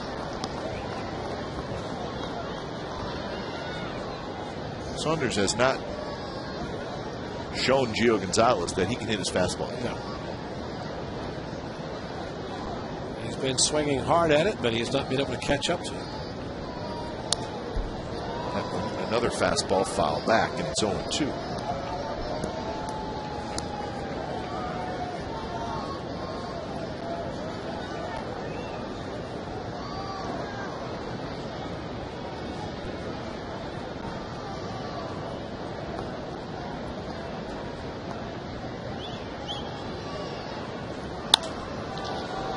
Shallow center field. Crisp went back. Now he's got to come in, but he will get there to make the catch. Side retired. So Tuiasa Sopo stranded. Bottom of the 6th coming up. It'll be Ellis, Davis, and Carson.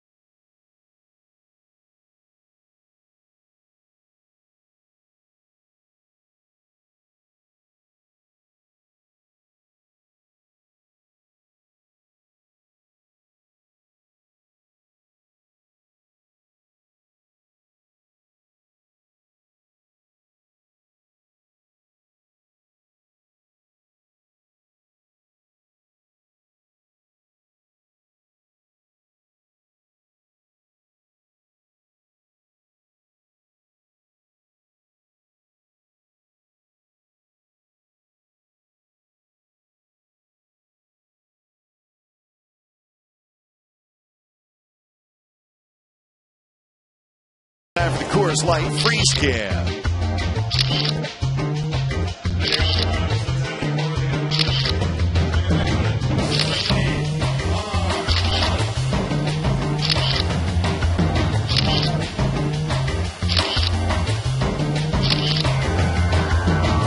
Coors Light Freeze Can is brought to you by Frost Brewed Coors Light, the world's most refreshing beer. 3-2 Mariners lead. First pitch to Mark Ellis. Leading off the bottom of the sixth is the second pitch to Ellis. 2-0. Let's hit the left field and hit deep. Tuiasa Sopo's back, and it's off the wall. Ellis will dig for second, and he makes a huge turn and then stops and hustles back. Leadoff double for Ellis.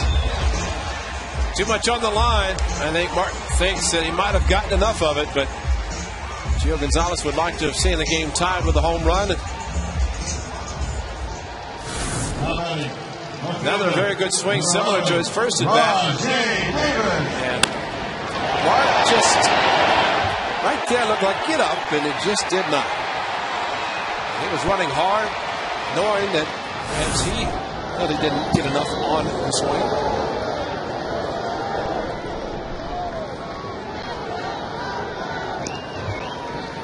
It's always better to run hard.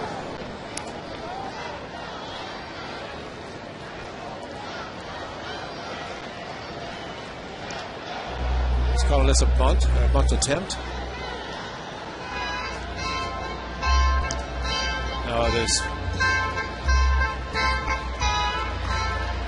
I think the way the ball was stopped by Cuzzy. Oh, with his mask?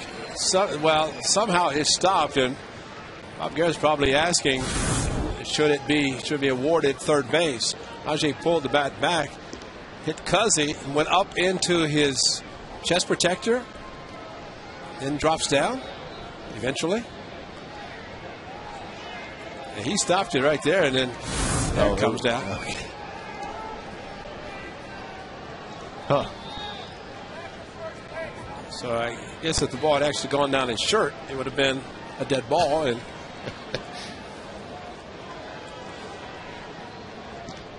Jerry Crawford saying the ball did drop down, Bob, eventually.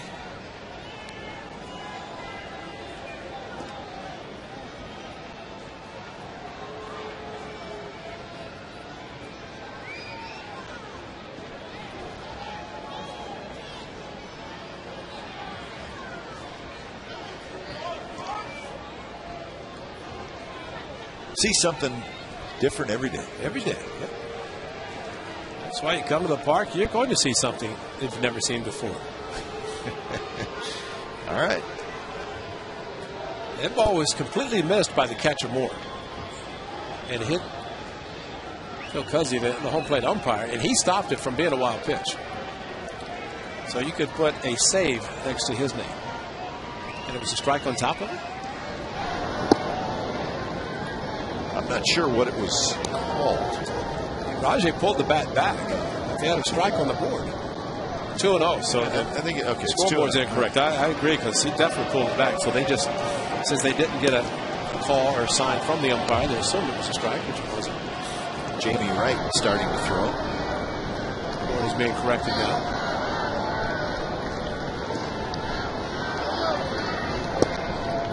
There's a strike. 2-1 to Davis. Davis, a fly ball to right field and a base hit. Tying run is Mark Ellis. He was at second base. Nobody out here in the bottom of the sixth. It was a leadoff double by Ellis. Davis trying to get him over. He lays down a good bunt.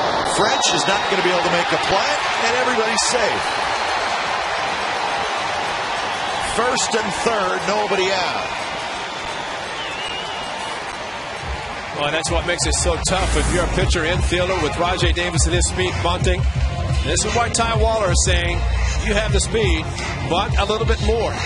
Rajay Davis probably could bunt more, especially, I mean, this bunt, he's telling everybody he's going to lay the bunt down, and they still can't pick it up and throw him out. So it wasn't really a true drag bunt where you wait the last instant and then put your bat up at an angle. He was just trying to get Mark Ellis to third. He did, but got himself a hit. Well, you can tell right when it rolled out and where it stopped rolling, Davis had a pretty good chance. So Matt Carson, great opportunity here.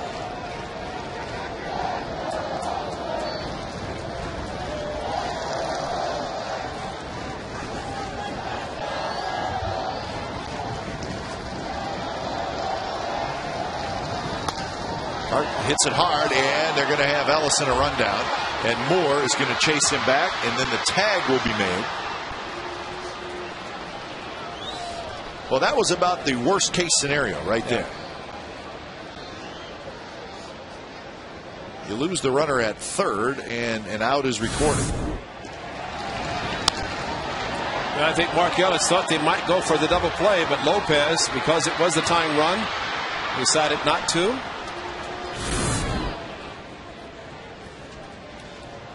So French is going to leave. He leaves with a 3-2 lead, but a couple of runners on. When it's time for a change, think Speedy Oil Change and Tune-Up. Your oil change, tune-up, and smog experts.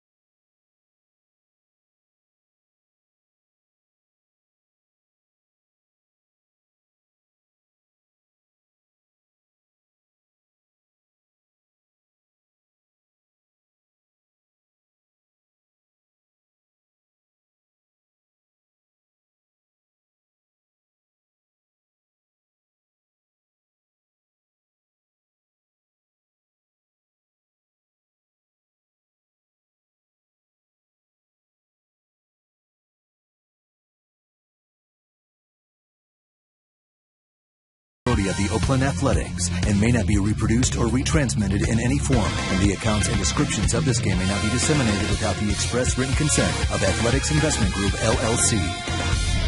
Number 30, Steve Tollison.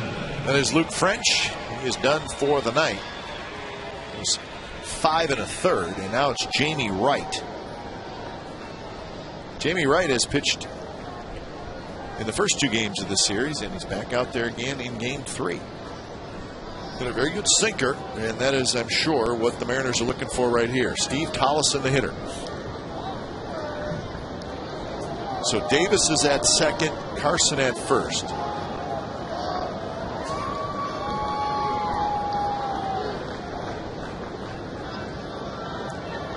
Right, a scoreless inning in each of his 2 appearances so far in the series.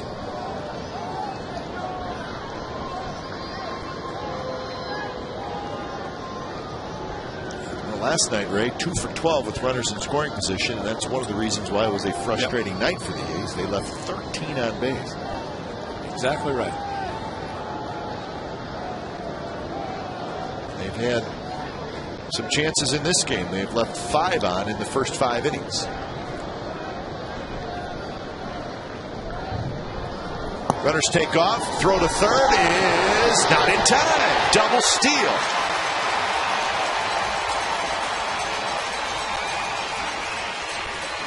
Well, that is Rajai Davis at his best. They really were not holding him on. Jerry Crawford wanted to make sure the foot stays on the bag with a slide. He got in safely. Mike Gallego helping with the safe call, but the hand barely. As he applied the tag, Lopez tagged. Oh, what a great shot. And Ultra Mo. There's the Evergood. And glad you're here, Evergood, to provide us with the Ultra Mo. 2-0 now to Tollison. Pennington is in the on-deck circle.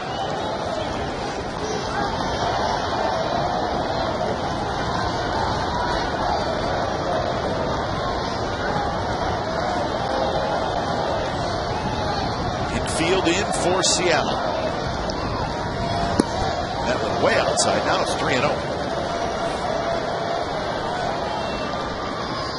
Attaboy is very lucky and a little bit of, I say so much luck, but very good reflexes to be able to backhand a ball. It looked like it's going to be out of the strike zone and back towards the backstop. Hard slider from Jamie Wright.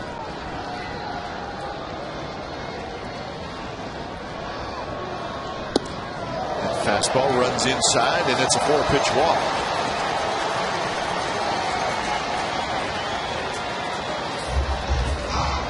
So that'll bring up Pennington with the bases loaded and 1 out. Darren Brown, the manager for the Mariners.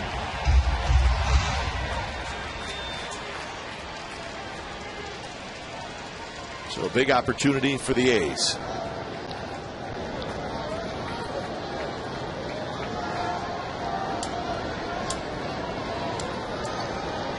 Pennington 0 for 2. Bounces that one toward Figgins. To second for 1, and the throw not made. It slips out of the hand of the shortstop Wilson. Run scores, and we're tied. That's the kind of aggressive base running you like to see, especially Steve Tollison at first base not being held on. That means you can get the extra lead and get down to second base and do exactly what he did. Figgins, hard enough ball, should have been a double play. Look at Tollison really going in hard. He got him just about the same time. Wilson starts to throw right there. He gets him. He can reach back. He can touch the bag. So he didn't. No interference. But he went after him, and Josh Wilson just could not complete the throw. He never really had a grip on it. So the stolen base. Aces. And Figgins can't get it, and the A's take the lead. Coco Crisp, a 2-out RBI single, and it's 4-3. So a couple of defensive plays not made by the Mariners, and the A's take advantage. Figgins had a chance at that one, couldn't get it. Well, Coco Crisp, what a night he's had. 2-run home run to pull to within 1, and then gives the A's the lead with a base hit. As Figgins should have been playing normal position, no double play positioning necessary. And Ultra Mo got out in front, pulled it just enough past Figgins.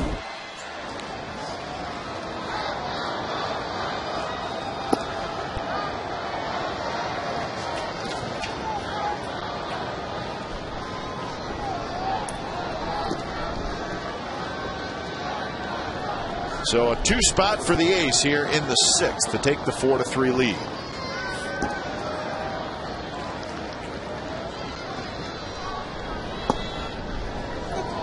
Strike down around the knees to even the count at 1-1.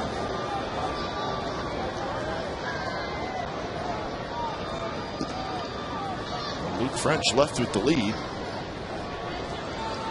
Left with the lead. He leads line. Pitcher of record. Yeah.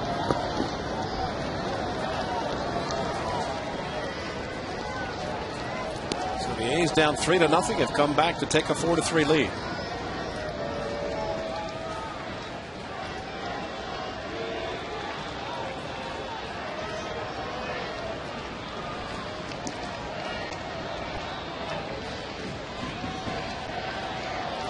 Double steal, and the A's will do it again. This time it's Pennington and Crisp, not even a throw.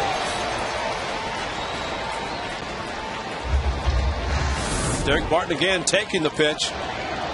Really, the runners were not being held and might as well put a couple more in scoring position. And Derek Barton will try to get a hit with 2 strikes, which he is very capable.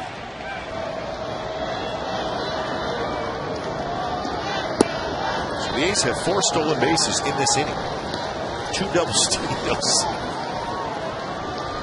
128 steals now on the season for the A's.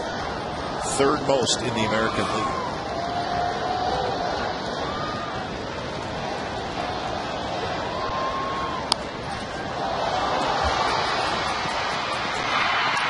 do it. But a good inning for the Athletics. They score 2, and they do it with 3 hits, and they take the lead. So we head to the 7th inning. Gio now has the lead, 4-3.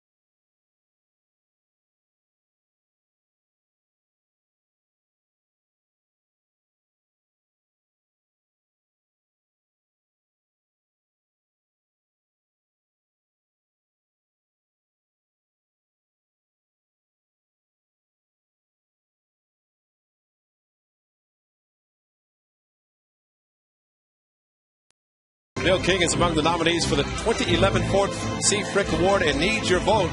Top 3 fan selection from votes tallied during September will appear on the final 10 name ballot for the award. You can vote now at facebook.com/baseballhall until September the 30th. Please help Bill get into the Hall of Fame, and he definitely deserves to be there.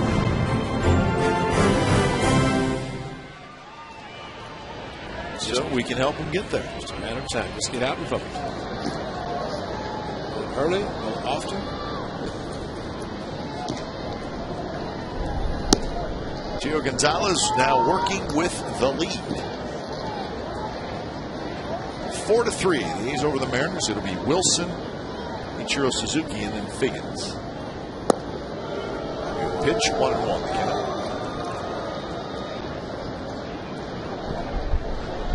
102 pitches for Gio Gonzalez. There is action in the A's bullpen. Breslow is throwing.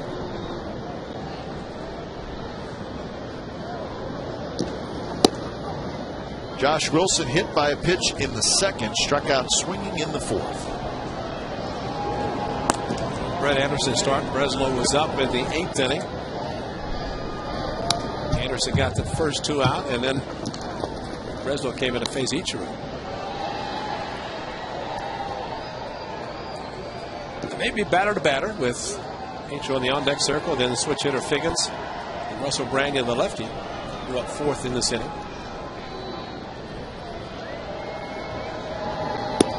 Curve up and away. So now a full count.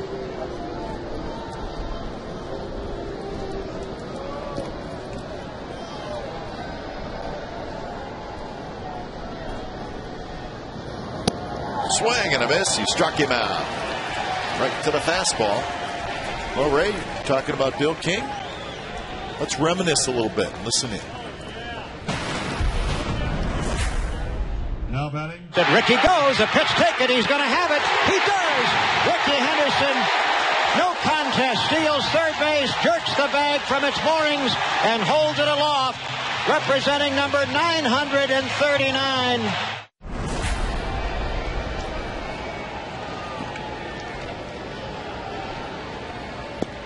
See, Bill was so good, I wouldn't dare say moorings because, first of all, I would say it wrong. And second of all, I wouldn't even be sure if it was the right thing to say.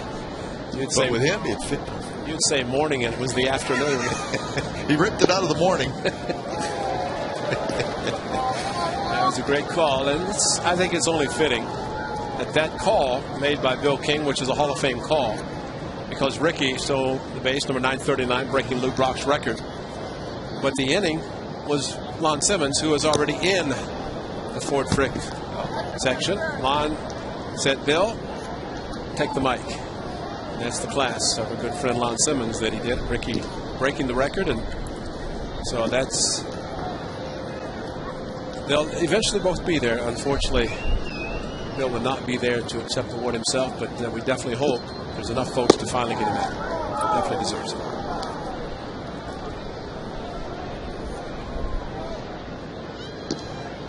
Gio finish the inning. That would be great.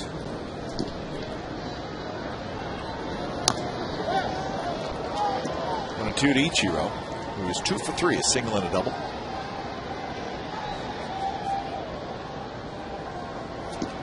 Breslow is loose and ready to go down in the bullpen.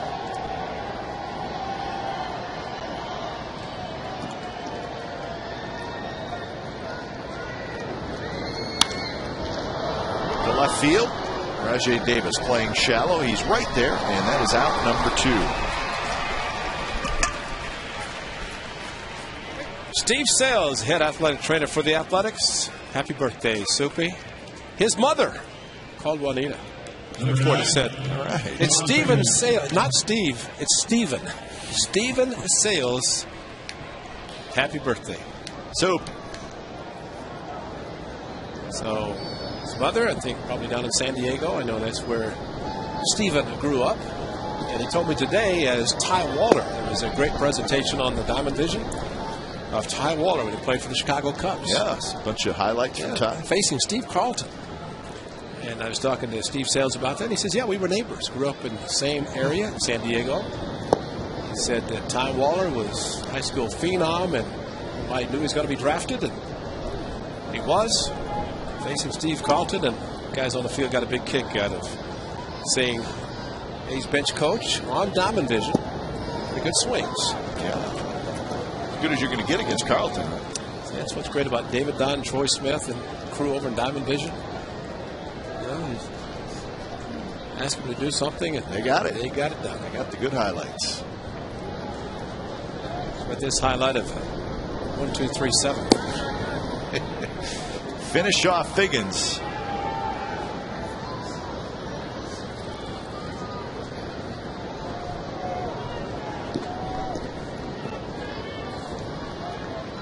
Two pitch.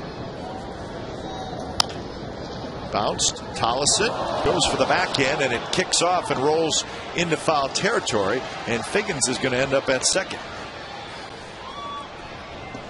Decision, and the decision has been made. It was that in-between hop and a backhand.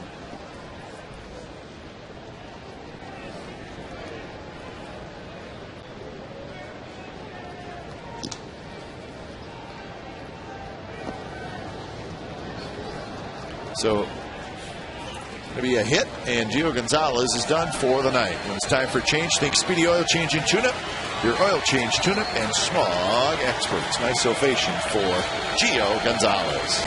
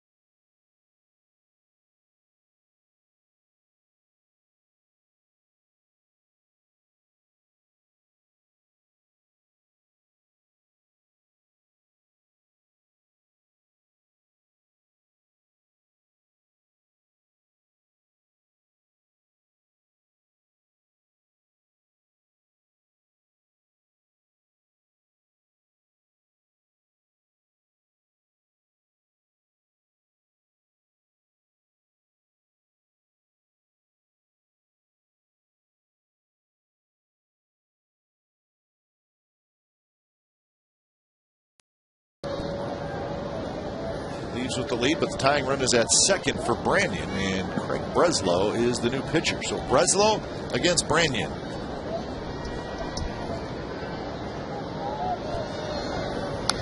Breslow. First pitch fastball, and Branyan had a pretty big rip. The numbers for Breslow's 64th appearance. He's been good, but well, here's a situation where guys down in the bullpen can watch and another lefty coming in following Joe Gonzalez and say, well, I've got my idea, but this is where you have to go with your catcher. Kurt Suzuki has been there with Branyan at the plate.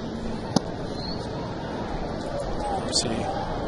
So Branyan hit a home run on the 0-2 or 1-2 curveball, then struck him out in the 5th inning on fastballs. So let's see how they try to get him out in this crucial situation. Breslow pitched in game 1 of the series. Shift is on. Pennington playing behind second base. Outside, and it's 2-1.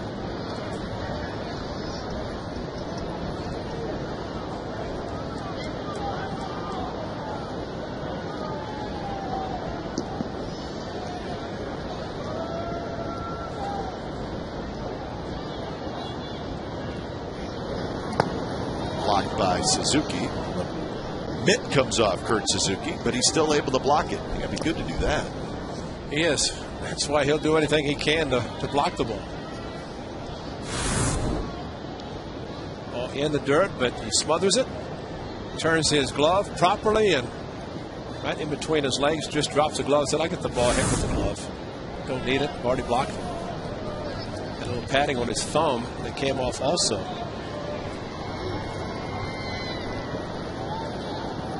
So 3-1.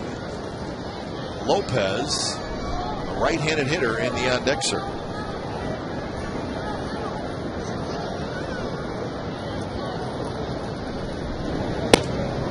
And that one called the strike. Branyan thought it was high. A high slider. Yeah. A hanging high slider, but because he's called the high strike tonight.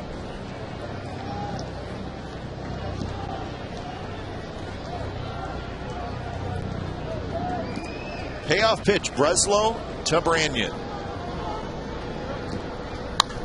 And he hits it high and foul, way out in front.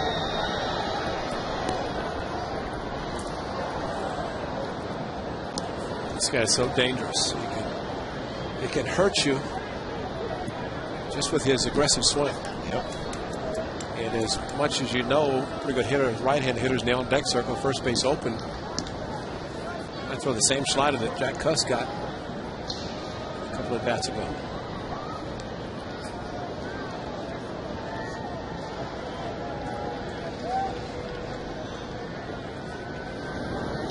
Got him swinging. It was a slider, and Branyan strikes out for the second time. So Figgins stranded at second, 7th inning stretch, 4-3 A's.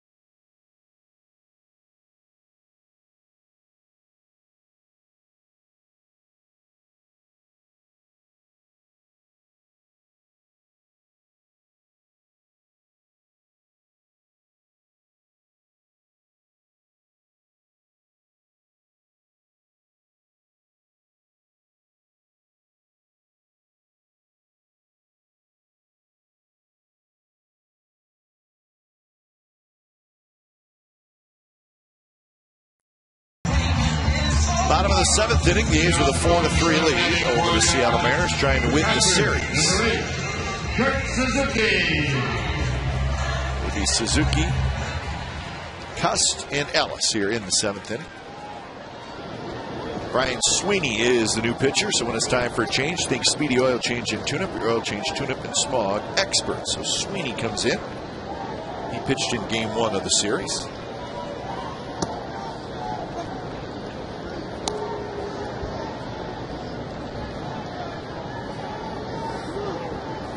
Suzuki is 1 for 3 in the ball game.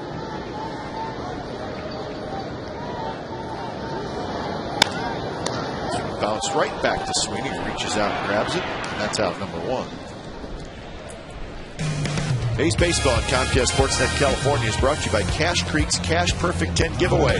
From now until October 10th, thousands will win cash and prizes every day. Visit cashcreek.com for details.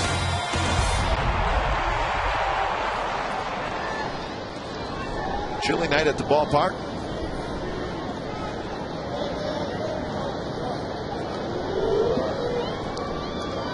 Jack Custo for 2 with a walk.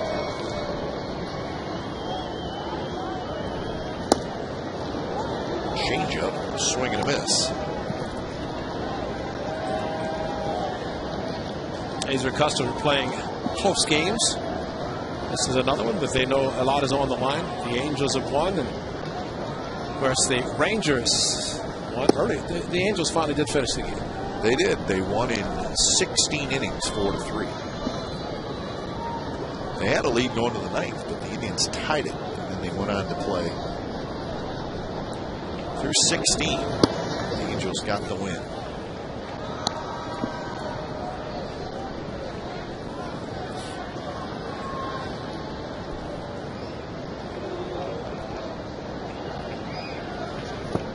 Swing and a miss by Cust. So he strikes out for the 2nd time. 2 outs in the 7th.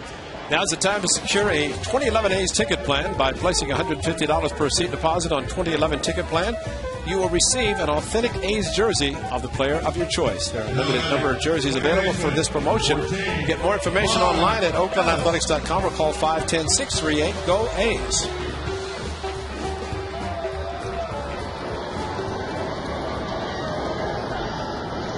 Good night for Mark Ellis. He's got a couple of doubles, 2 for 3.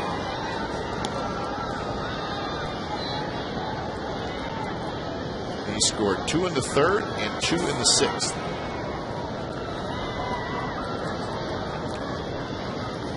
Swing and a miss.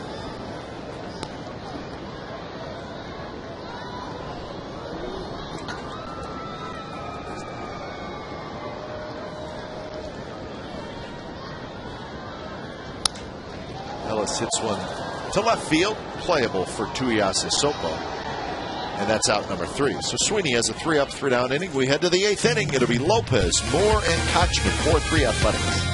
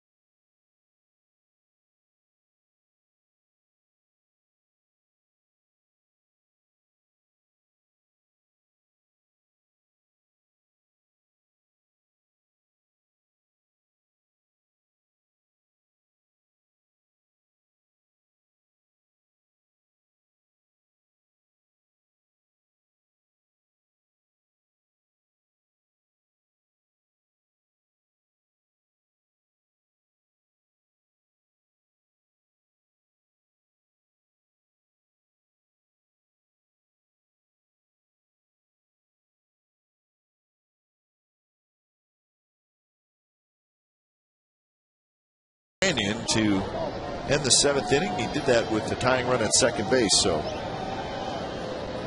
goes back to work in the 8th. He'll face Lopez, Moore, and Kochman. Lopez, first pitch, pops it up, slams his bat to the ground, and he's retired by Carson. Here's our legendary performance brought to you by Nation's Giant Hamburgers, 1996 World Series. See that guy, John Wetland, Bay Area native. He gets Martin Lemke to hop out in foul territory. Charlie Hayes grabs it, and the Yankees win their 23rd World Championship. And for Wetland, 4th save of the series. He was the World Series MVP. How about that? So John Wetland. And I'm sure he fondly remembers that moment. When you've got a giant appetite, it's got to be Nation. I'm sure he could still be pitching.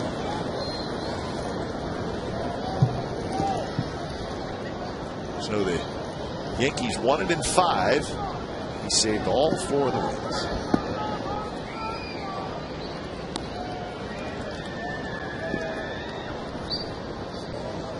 It was a great shot of, that was number 12, Wade Boggs, riding a horse after the World Series, riding one of the police officers' horse, the mounted police they had patrolling the stadium. The thing about that scene, that shot, was that Wade Boggs never been on a horse. He did not even think about, he did not like to even think about riding a horse. Yet that's what winning World Series would do, especially if you are winning your first, which he did. It's true.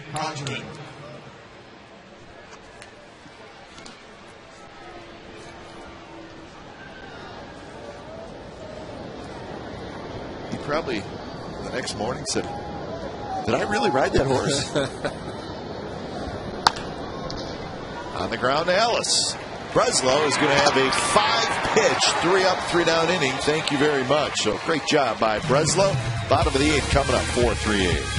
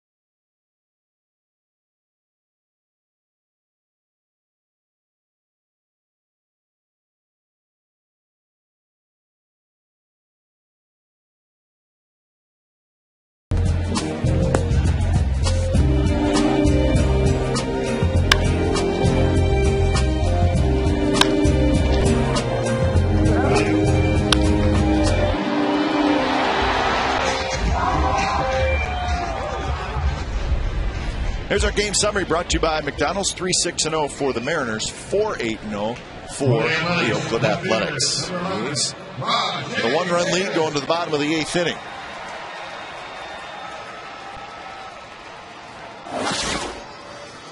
What kind of insurance do you have? 2 runs. 6-3, you're fine. Andrew Bailey will be happy with just one more. Maybe. If he doesn't get it, he'll take just the one. Davis has a base hit to left field. 3 hits for Rajay. So how about another stolen base?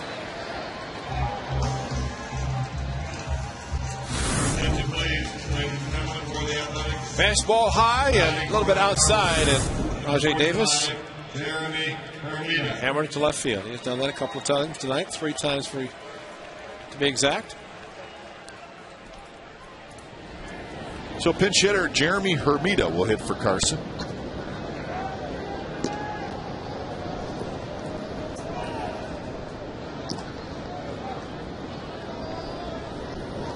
Hermida swings at the first pitch, pops it up. Lopez, the third baseman, near the coach's box. He's got it. So Hermida on one pitch pops out for out number 1. The closer, Bailey, starts to throw. Third baseman, number 30, Steve Tollison. Tollison. Everything's final in the American League. Yankees win, the Rays lose. So Yankees lead back to 2.5 in the East. Twins win, White Sox lose. So Twins lead 5.5 in the Central. Twins have won 6 in a row. So we know what the Rangers did. And in that wild card, Boston won. So Boston picks up a game on the Rays in the wild card. So Boston jumps over Chicago. Red Sox now 6.5 back in the wild card. So they're not quite out of it yet. Davis goes, pitch out, throw to second base is right there. Wilson holds on to it, and Rajai Davis is out. Mariners guessed right, and a good throw by Adam Moore. So Rajai Davis is thrown out. And Adam Moore throws well, gets a very good pitch to throw, and right on the bag. Not much you can do about that.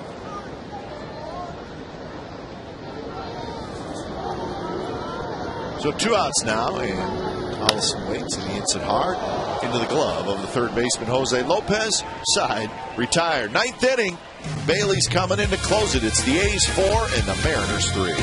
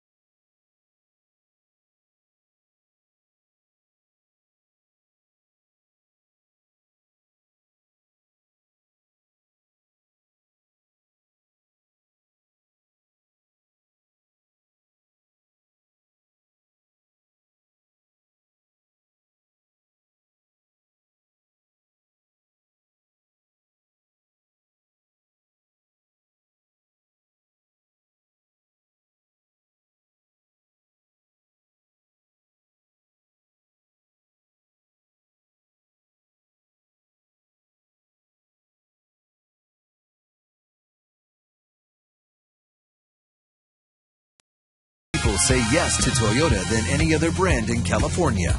Learn why at your Toyota dealer today. By Xfinity TV, phone, and internet.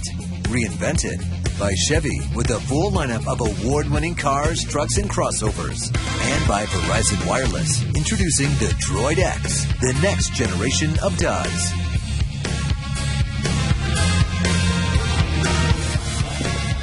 Oh, the A's trying to wrap it up and look for their 69th win. And keep pace with the Rangers, who won earlier today. Jeremy Hermida takes over in right field. And Andrew Bailey comes in, and the first pitch here in the ninth is a fastball for a strike to Tuiasa Sopo. Tuiasa Sopo, Saunders, and Wilson are the 3 scheduled hitters. Fastball, swing and a miss, 0-2. So Bailey, a little hard ball right out of the chute to Tuiasa Sopo.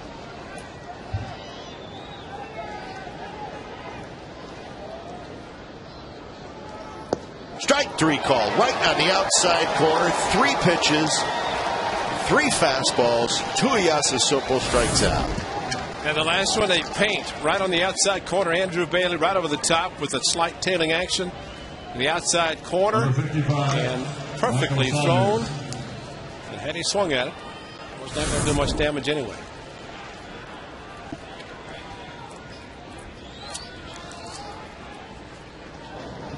First pitch to Saunders, a fastball for a strike. 11 strikeouts by A's pitchers in the ballgame tonight.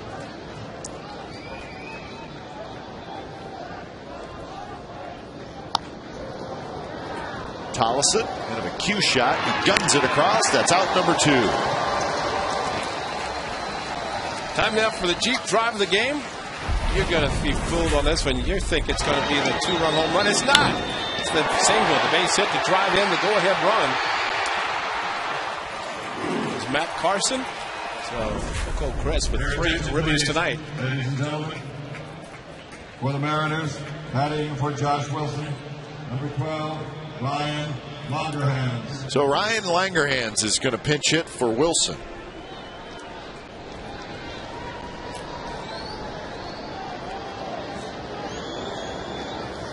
Bailey's first pitch, a breaking ball, drops low.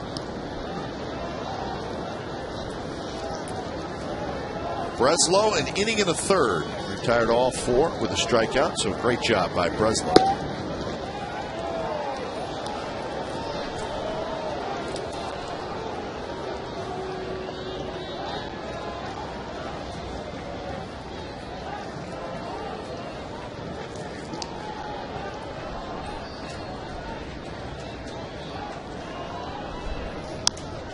That was the pitch. I think that was the pitch Langerhans was looking for, and he got it, and he missed it. Could not do anything with it. That's impressive there. Mariano Rivera with a 107 earned run average. And Andrew Bailey, 140 relievers. Right there with the big boys, or he is one of the big boys. Right on the outside corner, 2-2.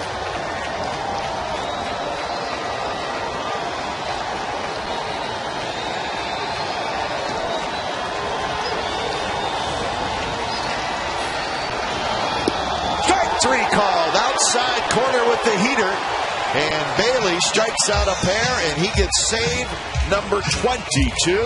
He saves it for Gio Gonzalez, who gets win number 14.